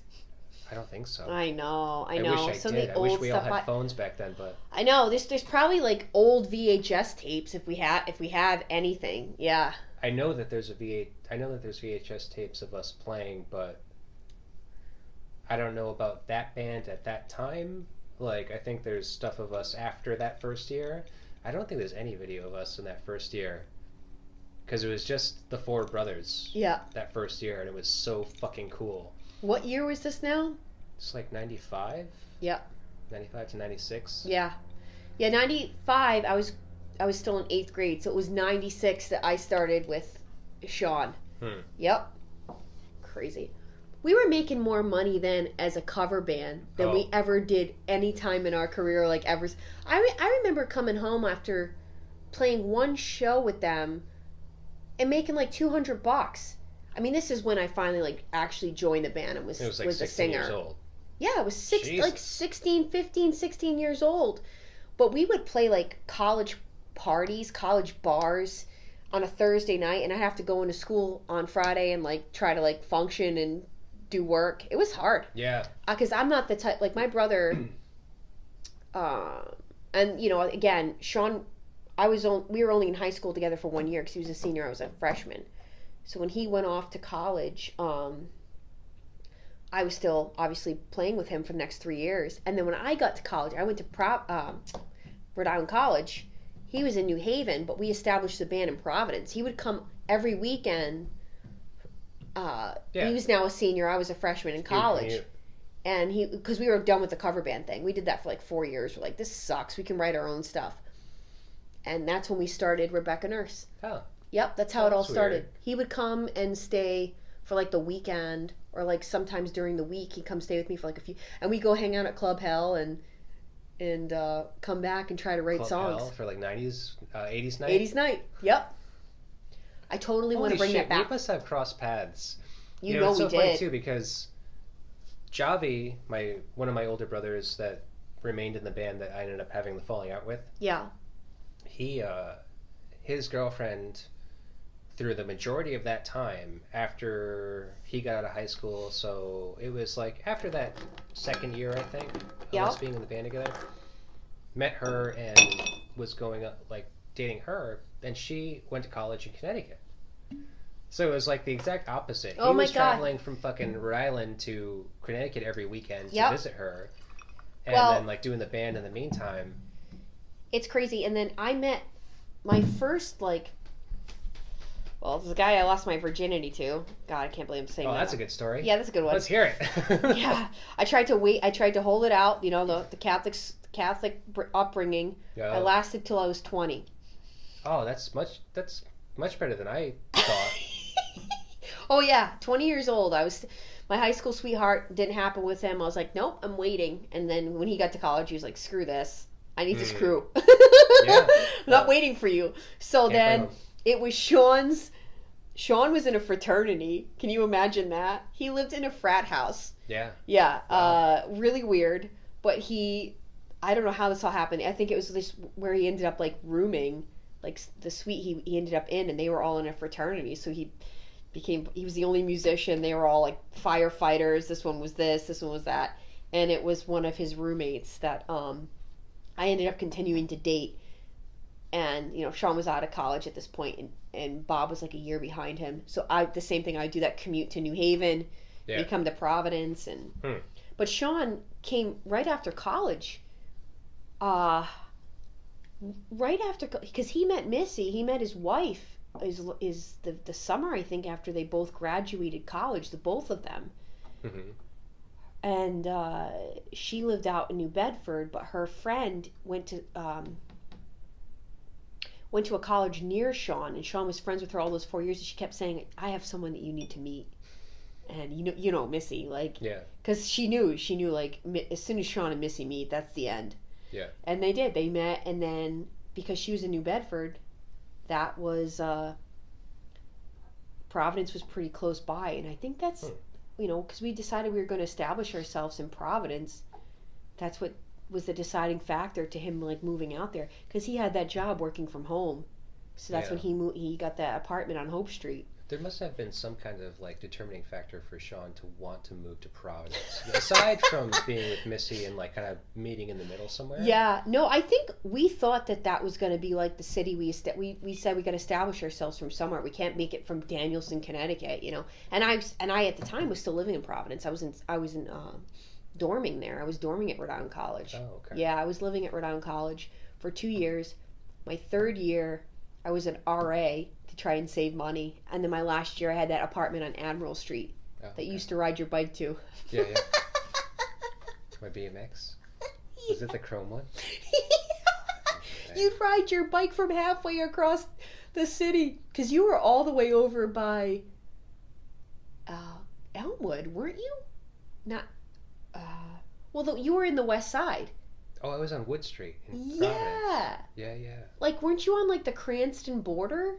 No. Close to it. I was west side. If I was living at Wood Street at the time, that means I was off Parade Street, which is like west side of Providence, near the Armory. Yes, that's exactly where you lived, and you would come all the way out to Admiral Street, and I was like, how the heck did you handle that ride? I used to ride all the time. I know. I rode every day. That's how I got places. That's why you're so skinny. I didn't have a car. Yeah. Well, in the city, you don't need one. No, you don't. And like that wasn't such a bad ride. I mean. Nope. But you did it. And I remember sometimes. Gear on a BMX is a little stupid, but I remember you getting caught in rainstorms. I was like, you're not riding home in this. I was like, you're sleeping on the couch. Yeah. I hated riding in the rain too. You get that fucking stupid like mud flap up your back, like from the back tire. It's unavoidable. Like if you're riding in the rain, just fucking thing comes right up your back like a skunk. I hated that. So, yeah. So, how do you want to continue now? Because just, I'm assuming you don't want me to add what we're saying right now. It's fine. No, it's fine. It's okay. Cool. I mean, let that mystery be that mystery. If people want to find out, I'm sure they can find it. Yeah. Okay. assuming you don't want me to. Yeah, no, I don't care. No. It's about whatever you want. Like I said, I let people know that I have this channel. If people have been, what I do say on like my personal pages of like Facebook and Instagram and such, if people have been in an abusive or toxic relationship, and it could even mean family members, employers, any could be a best friend, but you know like something's not right, and you don't feel good about yourself around this person, like, you know, contact me, right? And we can talk more about that and see if I could actually offer you some help with that. So can I contact you about you? I mean, can I say like Tracy made me feel really uncomfortable the other night? That wouldn't work out, I don't think. Is there somebody else? So can I contact you? Can I contact you about you? That's only James. Oh my God. Your wife is lovely, by the way. Thank so you. I've only known James for 20 years, and I never met your wife. Well, I haven't been with her for 20 years, but I know. She is lovely. We hide, you know, we just hide out. We just like take this little corner of the earth and we just keep to ourselves, really. I can see how you guys work well. Like, you guys have that same down-to-earth personality, and yeah. It works. She likes to talk more than I do, but for the most part. Which is weird, because like I have the podcast, and she's the one that likes to talk, and it's like, okay, that's cool. That's how that works. Yeah. Yep. Yeah, we balance each other out, I guess. Yeah. Well, I will have to talk to her more about YouTube. Yeah, for and sure. how you can actually make a living. It's crazy. Right. I don't want to tell everybody because I'm going to give away my secret, but and there's plenty of people on there. There's millions, I'm pretty sure. No, and you know, it's really one of those things where like if you just put something out there like we were talking about and see if it sticks, you never know. You never know. I thought I was just putting out a channel talking about my experience. I did not know people would be contacting me to get some help with their situation. You didn't think of it as like, you know, I reaching out to people and like trying to get like an audience necessarily for it. Yeah, like I initially said I'm going to tell my story. And that's me having a voice again, that's me being strong again, that's me being back to my old self again, that really doesn't give a crap and is able to talk about what happened and not worry about somebody else's version of what happened. Like, right. I know the truth. So once I started talking and putting out these videos of my experience with these kind of characters and how abuse works, it was amazing to me, like how many people initially just started commenting and then wanting to talk, you know. I thought maybe eventually, because I know some coaches out there that this is what they do. Like they literally have their channels grew through the years, and they are now like, considered like coaches for this kind of thing because they have experience with it. But I thought maybe down the line I'd be doing something like that, maybe years down the line. I didn't think within months that people would say, what would you charge just to talk to you for like an hour? Right. What? Yeah. Just yesterday, from somebody plugging me on their channel that has the same type of channel I do, who has 11,000 subscribers. He plugged my channel, and overnight I had exactly 10 people contact me for coaching. Wow. Yep. That's great. Yep. Well, it must feel nice to know that you're doing something good in the world. Well, I always pick these jobs in human service, social service field, right, trying to help people.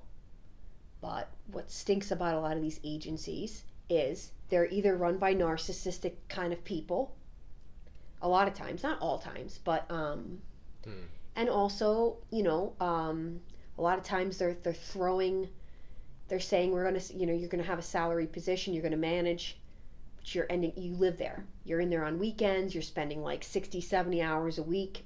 Your whole life is toward this, and then you don't have a life of your own. And how are you helping anyone when you can't, you stopped exercising yourself, you stopped taking care of yourself, and then next thing you know, you're not being you, and you're not good for anyone because you're just exhausted all the time. So a lot of these human service agencies, this is what they do, and they throw these caseloads at you that are unimaginable, that no one person could actually do that entire caseload and do it right.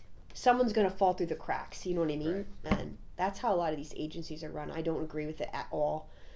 So yeah, it all happened. Like I was telling you, I quit my job that day. I quit it. I said, I'm done. I don't want to go back. I don't want to work for another narcissist. I'm done. And it just worked out that way. And here I am, like, came to you. Yeah. That's cool. Fell on my lap. And again, pretty much working for myself. I'm being who I am with no, I'm my funny self. I'm not thinking about, did I say that wrong? I'm representing this company, Right. Can I put my middle finger out today or not? Yeah. All that stuff that you feel sheltered. So yeah, and I'm still able to help people, which is a blessing. So enough about me. No, it's all about you, Tracy. No, let's go back to the Clash. It's all about you. Okay, well, we'll start side 2. Kick it off with Janie Jones. Yeah. This is a great song. Yes, it is. Janie Jones, the late 70s equivalent in the UK to Heidi Fleiss. Yeah. Heidi Fleiss character? Yeah. Yep.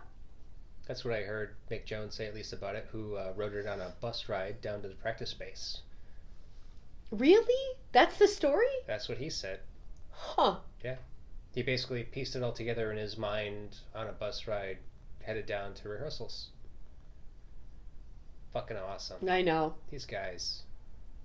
You're not familiar with records, for the most part, right? No, I have a record player at home, and I have been collecting them through the years, like the last 4 or 5 years. Good. Yep.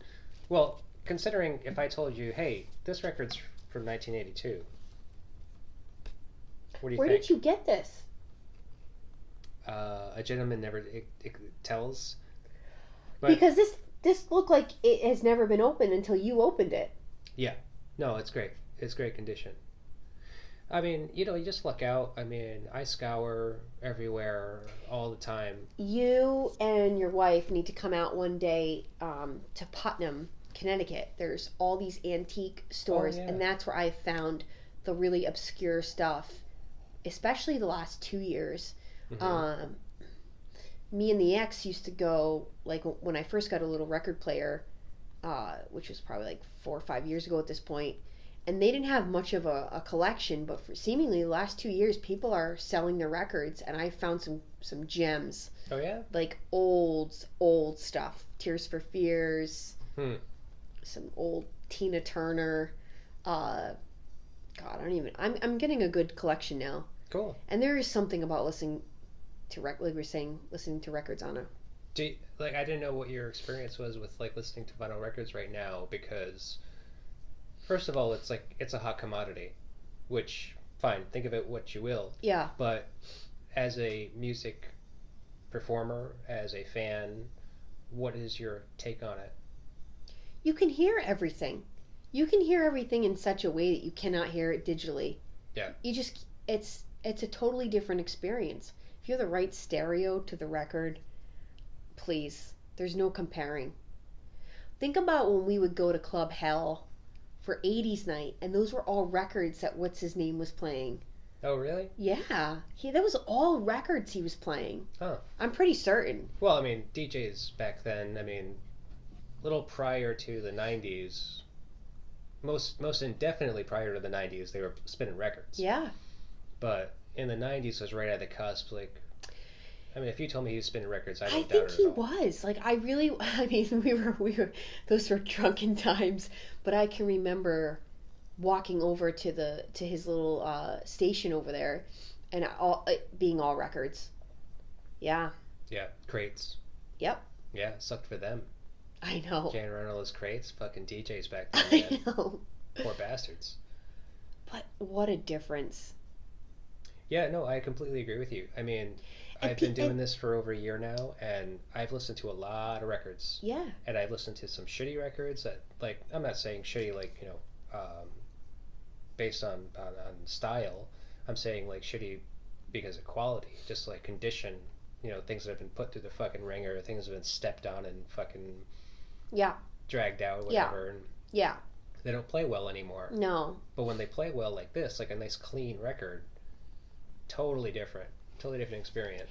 And if you haven't listened to vinyl in a long time, you don't understand like this conversation right now, because you're like, no, you can get the same sound digitally. That's what this.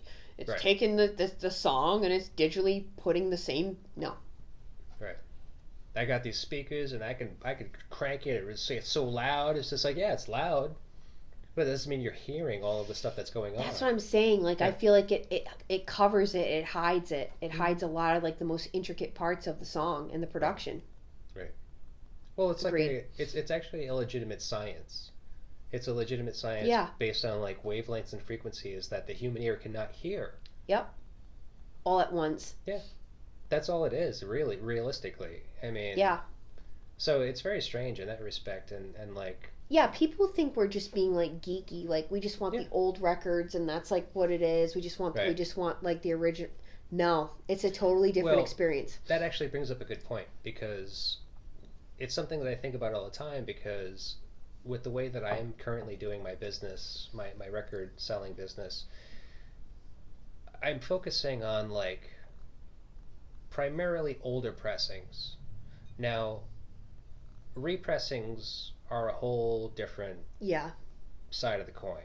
Yeah. And like, I think that from what I've heard and from what I've like, you know, kind of gathered from people that I've had on the show, is just like they're all over the place. There's like, you know, repressings that are obviously really good. There are repressings that sound like shit. I'm kind of interested in getting into the mindset of like, what is the person that wants a first pressing looking for? Like, do they actually consider that first pressing to be of a better sound quality than a, you know, newer reissue? Yeah. You think that? I mean, I think it depends. Honestly, I think it depends on the music we're talking about. And you know what I mean? That's fair. I think it depends. I really do think it depends on the song, the music, the production itself. Because sometimes some of the old versions, if they did do a repressing or a newer version of the song, like what's the song I'm thinking of, where I'm like, yeah, that sounds really good now. Regret, the song Regret, New Order. Yep. They did a remastering of that song. I think it sounds great. It kind of just took all those parts and like brought them up in the mix, like especially the keys. So it gave you that whole like roundabout experience of the song, but some of them, it's probably me. It's me. No, it's not. There's something. I'm gonna sit on my hands. No, it's not the record. It's just, I think there's something. It's the coyote. Like, it's like clipping out in the back because I turned off the feedback protection. Oh, okay. So it's just like that the record's playing too hot for the computer to pick up on. Oh, okay. I think that's what it is. Okay. Yeah. Don't worry about it. It's all right. It's all right. We're just gonna get eaten by a coyote when we leave here. Oh yeah, that's cool. No, they're friendly. I've met one. He's totally cool. He just told me like, just bring out your cat. I was like, okay, I'll bring him out. We came outside and they're like, we smell the cats. We smell them. I smell those cats. Don't be worried. My wife worries about them all the time. I'm like, it's not a big deal. They don't go outside though. The cats? No. Okay. No, especially not at night. Yeah. Oh, but you let them out during the day? We used to, but there's a lot of ticks out here too. Yeah. Oh yeah. So I don't let my cats out. Yeah. No, my cats had ticks too. So. I think Shawn had a tick on him already. I had a tick too. Oh my God! Don't tell me that. Within the first week I moved here. Oh. I moved here first week. I went to the bathroom, pulled my pants down, and I found one right near my fucking sack. Oh. I was just like, oh no. God! And I got so fucking like fucked up by it. I was just like, oh my God, am I gonna die now? I know. Am I gonna get fucking Lyme disease? Am I? Well, now I'm walking dogs throughout the day, and I'm taking them in some brushy areas. I'm petrified because I just took one of them home today, and the owner was like, "Oh yeah, he had a tick on him the other day." I'm like, "Oh God." And my friends that go hiking, good for you. I would love to go hiking, but I know that the ticks, they're already saying it. They're like out of control right now. We found one in our house today. Oh my God. We found one crawling, but just found one crawling on our floor. What is up with that? I don't know. Doesn't it make you wonder? There's something wrong. You know what really grinds my gears? You know what really grinds my But gears is ticks. why is there ticks like now? I don't know. And they all said it's going to be itchy now. They said it's going to be really bad this year. Oh God. So how can this dude? You're telling me he never played bass? Yep. And within 6 months they wrote this album? Pretty much, give or take. Yeah. How did he learn? It's handsome. Handsome guys, but Satan. they He sold his soul. like motherfuckers. Yeah. They practice like motherfuckers. That's pretty much the only way I can sum it up. I mean, it's not terribly complicated. But it's just kind of like. He understood the bass. That was in him. Well, especially this style. Yeah. He had a very strong foundation in like reggae music. Yeah. So, I think that probably helped. Because so instead of just like kind of being more root notish, and just kind of like driving those normal root notes home, it was probably his natural progression to want to embellish them a little bit. Yeah. And go like instead of like you know. Yeah. But it works. But he had to practice. He had to practice a lot. Wow. They did practice a lot. They practiced a fuck ton. That amazes me. Like, that's what we don't see now. Well, first of all, we don't have the same kind of setup anymore where someone's like, all right, you're going to join a band, you're going to be in a band, and we're going to put you over here, we're going to give you this money, and you're going to learn, you're going to make up songs. Maybe we all could do that now. I don't know. Our attention span is not what it was. Well, universally, Think about what people like now. Do you think people actually would like this album right now? If they listen to it for like the first time, like high school kids, do you think they'd like this? Knowing what they're trained. No punk rock. Yeah. If there weren't a history already of like people that would have influenced them, like you tell me about a high school kid. And I'm thinking that likes rock music, likes punk rock music. I'm thinking, okay, you listen to Green Day and you listen to Blink-182. Right. Would those bands exist without The Clash? Absolutely not. Yeah. But it's just a matter of them growing up and discovering that. Like, more than anything in the world, I want to be able to put this up for sale online and have a 15-year-old kid buy it. Yeah. Because it's just integral to that part of your life when you were a kid, for many reasons. Not only because it's like kind of easy songs to pick up and to learn. It's also the message. It's also the feeling. It's also the message that they portrayed and conveyed throughout their career of like, stick up for yourself and stick up for what's right. It's just so important. Kids today won't know that. I know. They won't know that until they get there, and someone's going to turn them onto it eventually, and that's all you can hope for. Yeah, it's true. Yeah, it's true. I mean, it is. But I feel like the kids nowadays, they do have these avenues to find this stuff, like the internet, and obviously. Yeah. And and they are still in search of like the cool thing, like what's cool, what happened, the history of music and all that. It's interesting because my brother, as you know, my brother owns 4 School of Rocks. Those kids, I'm gonna tell you right now, you'll be like, do you want to learn a Taylor Swift song, or they'll be like, no, I want to learn a freaking Clash song. Like, those kids they have the ear. Like, they can hear the difference. Like, they like some modern stuff, naturally, because it's fed to them and they hear it. Yeah. And some of it is good, but they like the classic or obscure even stuff. They go looking for it and they find it. Yeah. And they come in and they teach my brother a thing or two, you know what I mean? Which is really awesome. That's cool. Because you wondered, like, how bad, when Shawn first ventured out on this like School of Rock thing, you wondered like, what are the kids gonna want to learn, and What are they even gonna like? Yeah. They've done every kind of show. Because one of the things that when you enroll your kid in that school is they they can either get private lessons and or they get the private lesson during the week, and then they get to be a part of like a whole like band with other kids. Right. So they're working on almost like recitals. Right. Certain pieces. Yeah. And then actually gets kind of funneled down to a certain artist. Yep. And then songs Or by genre. that artist. Yeah, they've done everything you can think of. And how are they doing on the prog rock? I haven't gone. I'm guilty. I have not gone to see their shows in a while, but I know that they did like a Rush thing. Oh. Yeah. Wow.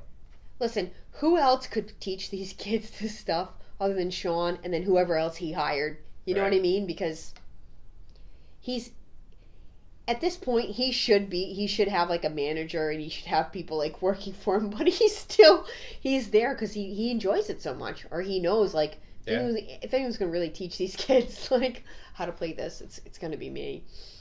But it's amazing. Cool. They always, the Motif Music Awards always asks the School of Rock kids to play because it just blows everybody away. Yeah. You can't believe this 13-year-old is up there like singing like this or playing like this, and it's That's cool. Great. I wish we had something like that growing up.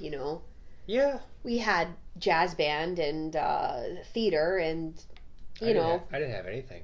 In Cranston West. No, I mean, I got into music because my brother had a strong inclination to it for some reason, and he wanted to start a band. And he basically taught me how to play the instrument. Yeah. So, I mean, I very much was like Paul Simonon, where he was just like, okay, here, you're going to play the bass. Yep. It's like, I got him playing drums, my other brother, and I got him singing. I play guitar, you play bass. Like, okay. So he was just like, so what song you want to learn to play? And I'm like, okay, 15 years old.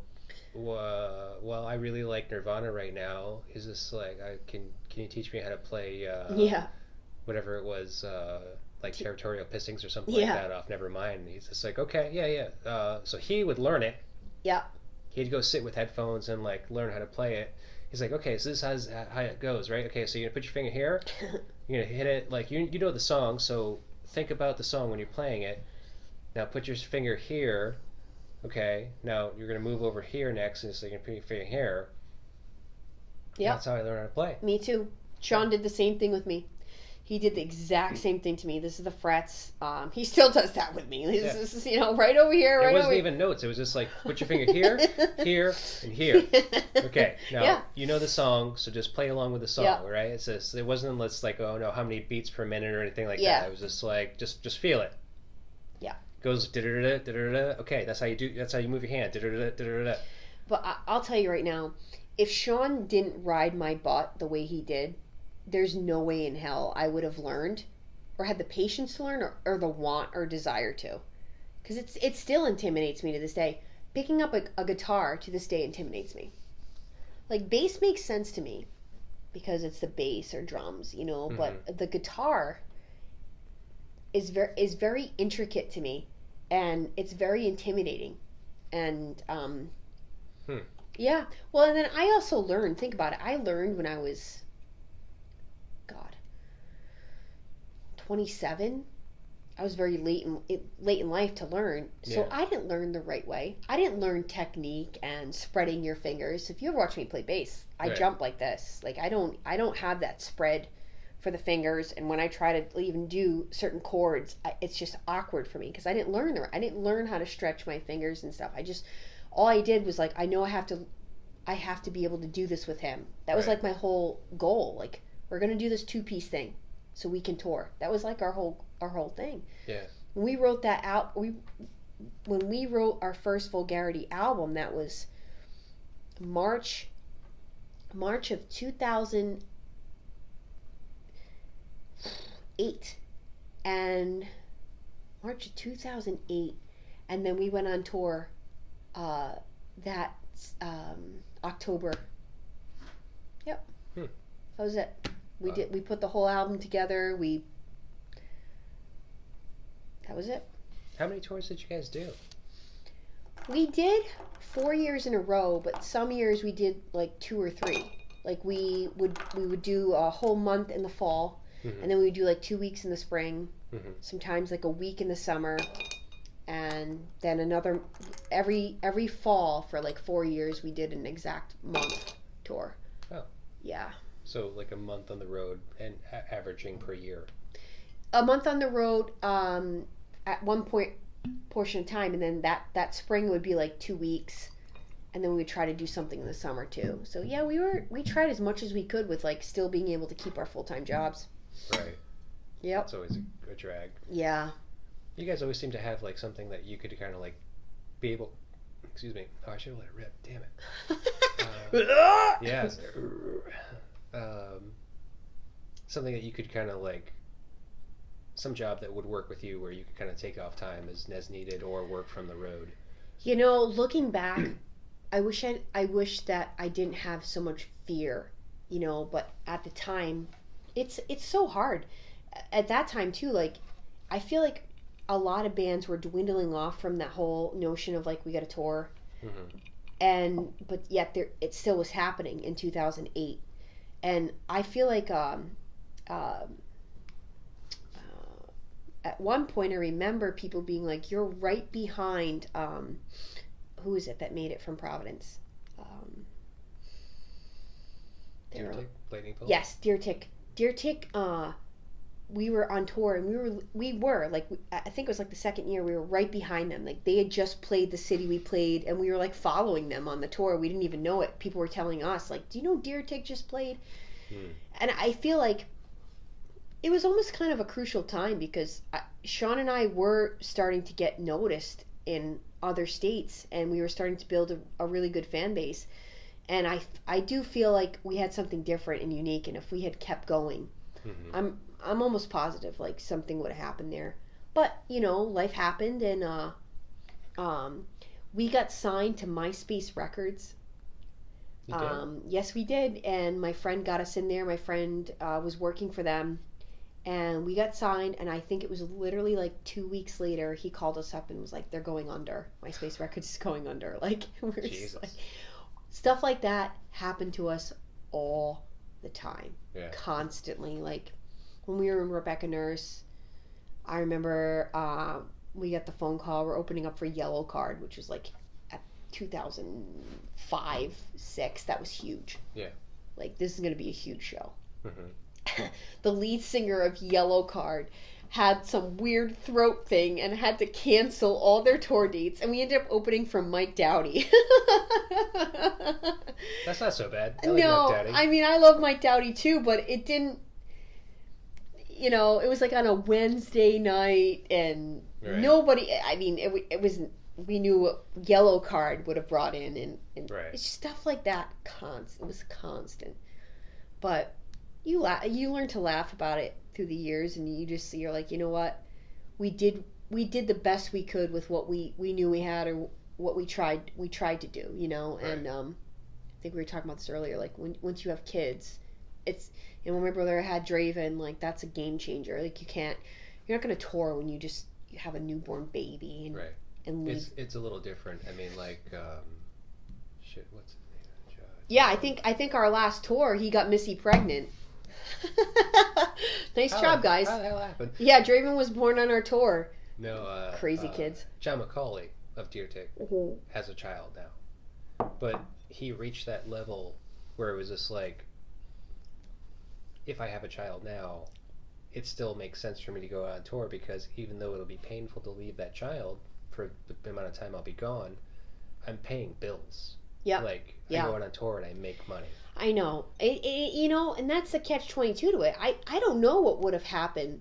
I really don't know what would have happened had Shawn and I gotten a little bit further. Right. You don't know, you know. And I feel like there are still, the cool thing is, there are still avenues that bands can, quote-unquote, get.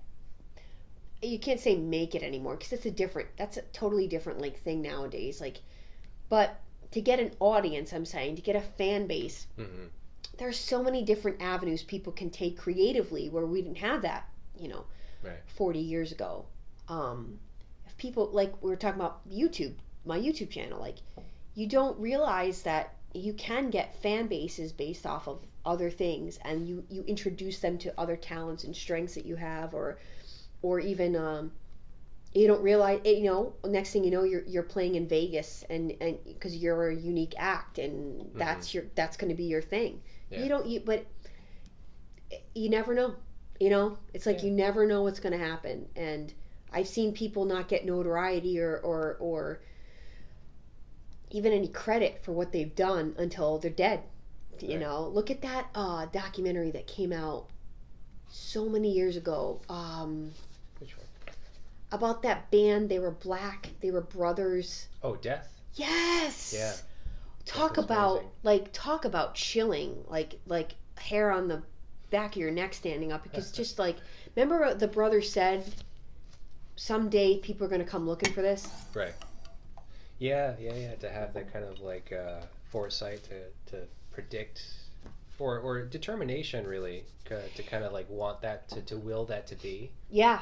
Yeah. But it's like he recognized at that age and at that situation and what they were doing that it was unique. He knew it. He knew that they had a product. He knew that the right people hadn't done anything with it, and that at some point that was going to happen. And he was right. Yeah, and so much so that what they were doing was going to be desirable at some point. Like, it wasn't at the moment that they were doing it. Yep. But, little did he know, I was 30 years down the road. Yep.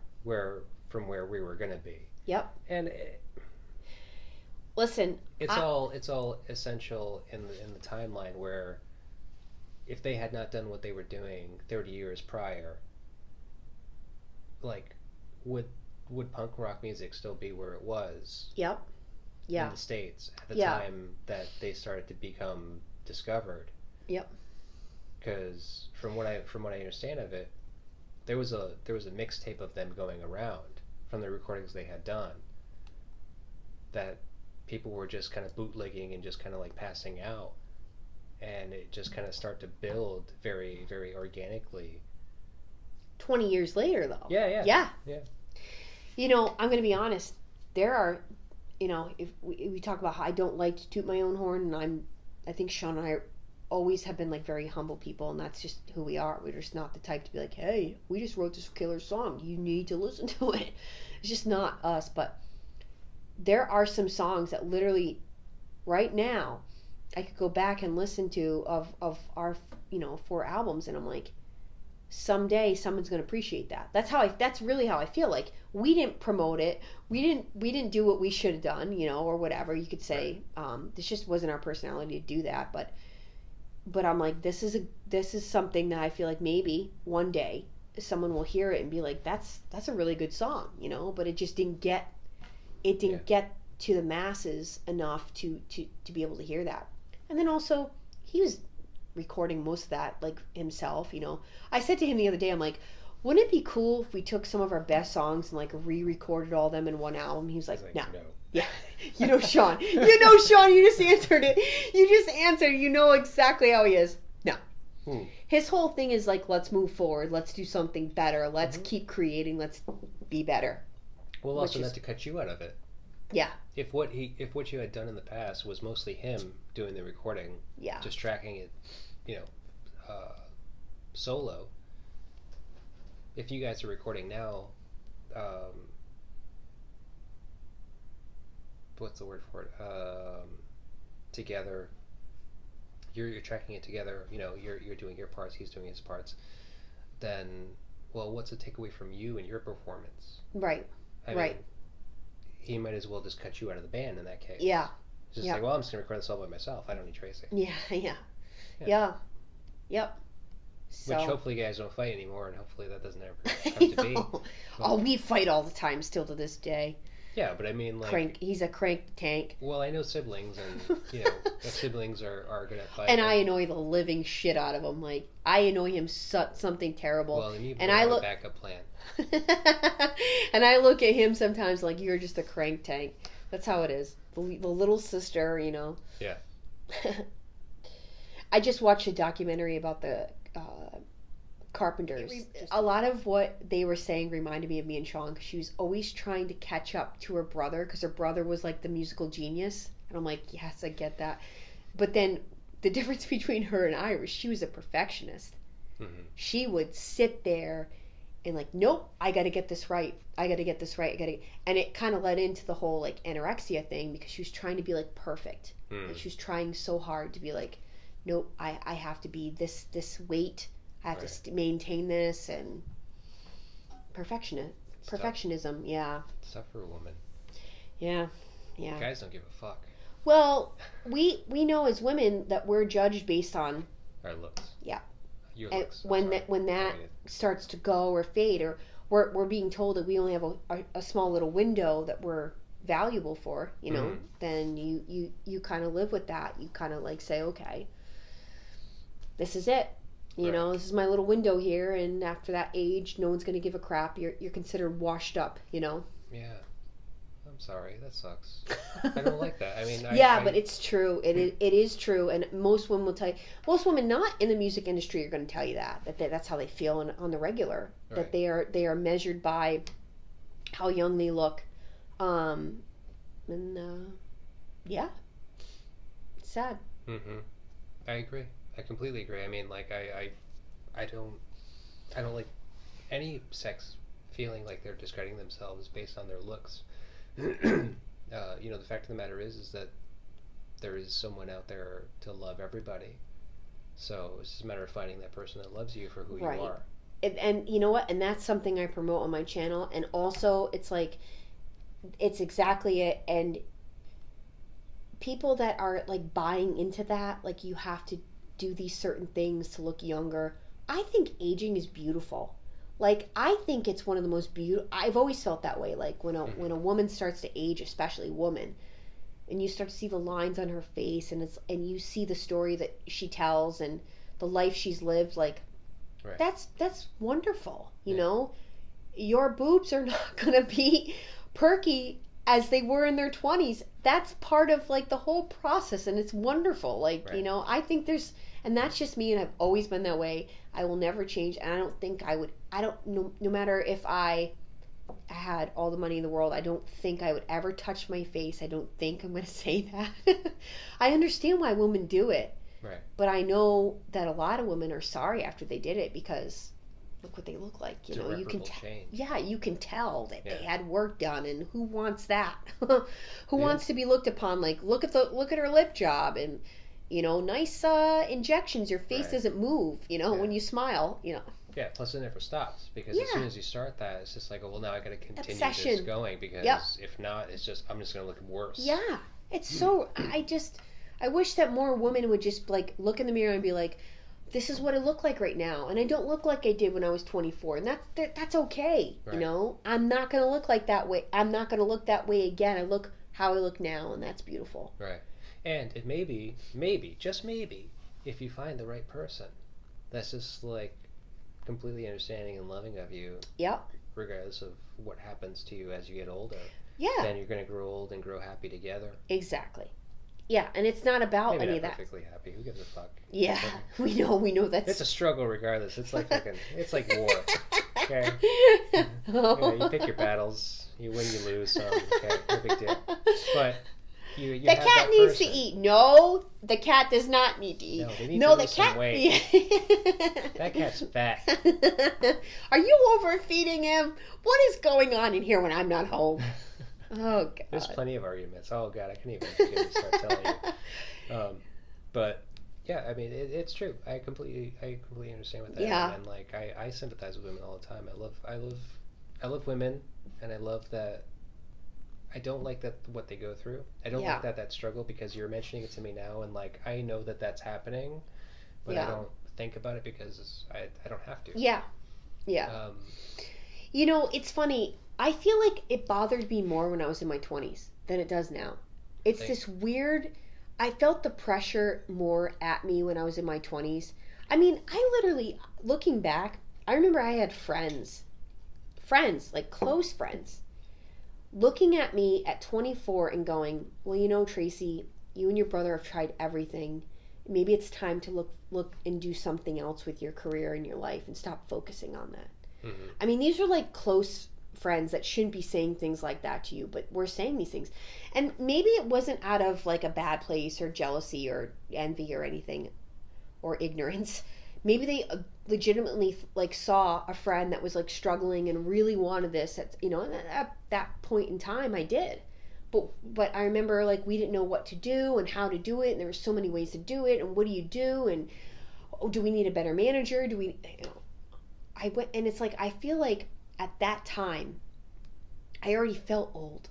I felt older than I do now. Isn't that weird? Like I felt the pressure then, and like I constantly was scrutinizing myself, staring in the mirror, getting on the scale.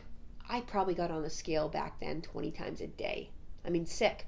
So this whole thing with like Karen Carpenter, like I understood that. Like your value is based on how you look, how your weight is. You got to have that first before you can even go forward. Right. And I'm so glad all these artists did come forward in like the last, I want to say 10 years or so, going back to those old 70s. Think about some of the best artists in the 70s and 80s. They're ugly bastards. They, a lot of them. Oh, yeah. They didn't have the looks or the weight. They had the talent, and people heard that. And there was a praise, and people appreciated that, Well, you know why that is. Why? You're looking at me like there's a trick to this. Oh, I didn't know if you knew the answer or not, but I mean, it's music videos. Yep. Well, yeah. I was just gonna say I want my MTV. Yeah. Yeah. As soon as people started to be able to see the artist that was creating the music, because prior to music videos, it was all what you heard on the radio. That's right. And you're only hearing it on the radio. It's just like, oh, that guy sings like a fucking angel. But you go see him and he looks like a fucking troll. But even so much, do you remember being a kid and like looking at Phil Collins and looking at like Robert Palmer or whoever it was, and you're like, and you knew they looked odd and weird. Yeah. And yet you loved them. And their videos were cool. Yeah, it didn't matter. It didn't matter because they already reached that status. They were there outside of the stratosphere where you couldn't touch them anyway. Yeah. Yep. Yeah. No, it kind of actually feeds into my theory about the record industry in general, which I'm not going to get into now only because it's too late. Yeah. But there's just after you reach that point where you're like a superstar, it doesn't really matter what you do at that point. It doesn't matter what you look like. It doesn't really matter like what kind of content you're putting out. You're just there to. You've already convinced people. Yeah. And then the record industry is backing you to make those bucks too, because that's helping them. So, no, I completely agree with you. Have we like talked for 4 hours straight? No, not 4 hours. Well, we have, but we didn't record the 4 hours. So. Like, are people actually? Do you think people would actually listen to us much as we've talked tonight? I don't know. I hope so. That's what I think is happening. I don't know. Otherwise, I better fucking pack this up. That's so funny. Well, with that being said, you're right. We're gonna cut this off. Yes. And well, thank you so much for having me. No, thank you. Finally to your little studio here and your beautiful home and beautiful family. Thank you. I'm so proud of you, James. I remember so little old James riding his bike. But James was the one that like taught me a lot about music, so I will never forget that. You actually got me and Shawn to look at like other aspects of music and what's really considered talent and good in so many ways. So I thank you for that. You don't realize that you influenced me, but you really did. That's great. Well, thank you. I appreciate hearing that. I mean, I didn't know, and it's great to hear. I mean, I wanted to make sure I told you that. Oh, thanks, Tracy. Yep. All right, Tracy. Well, thank you. All right. Thank you, James.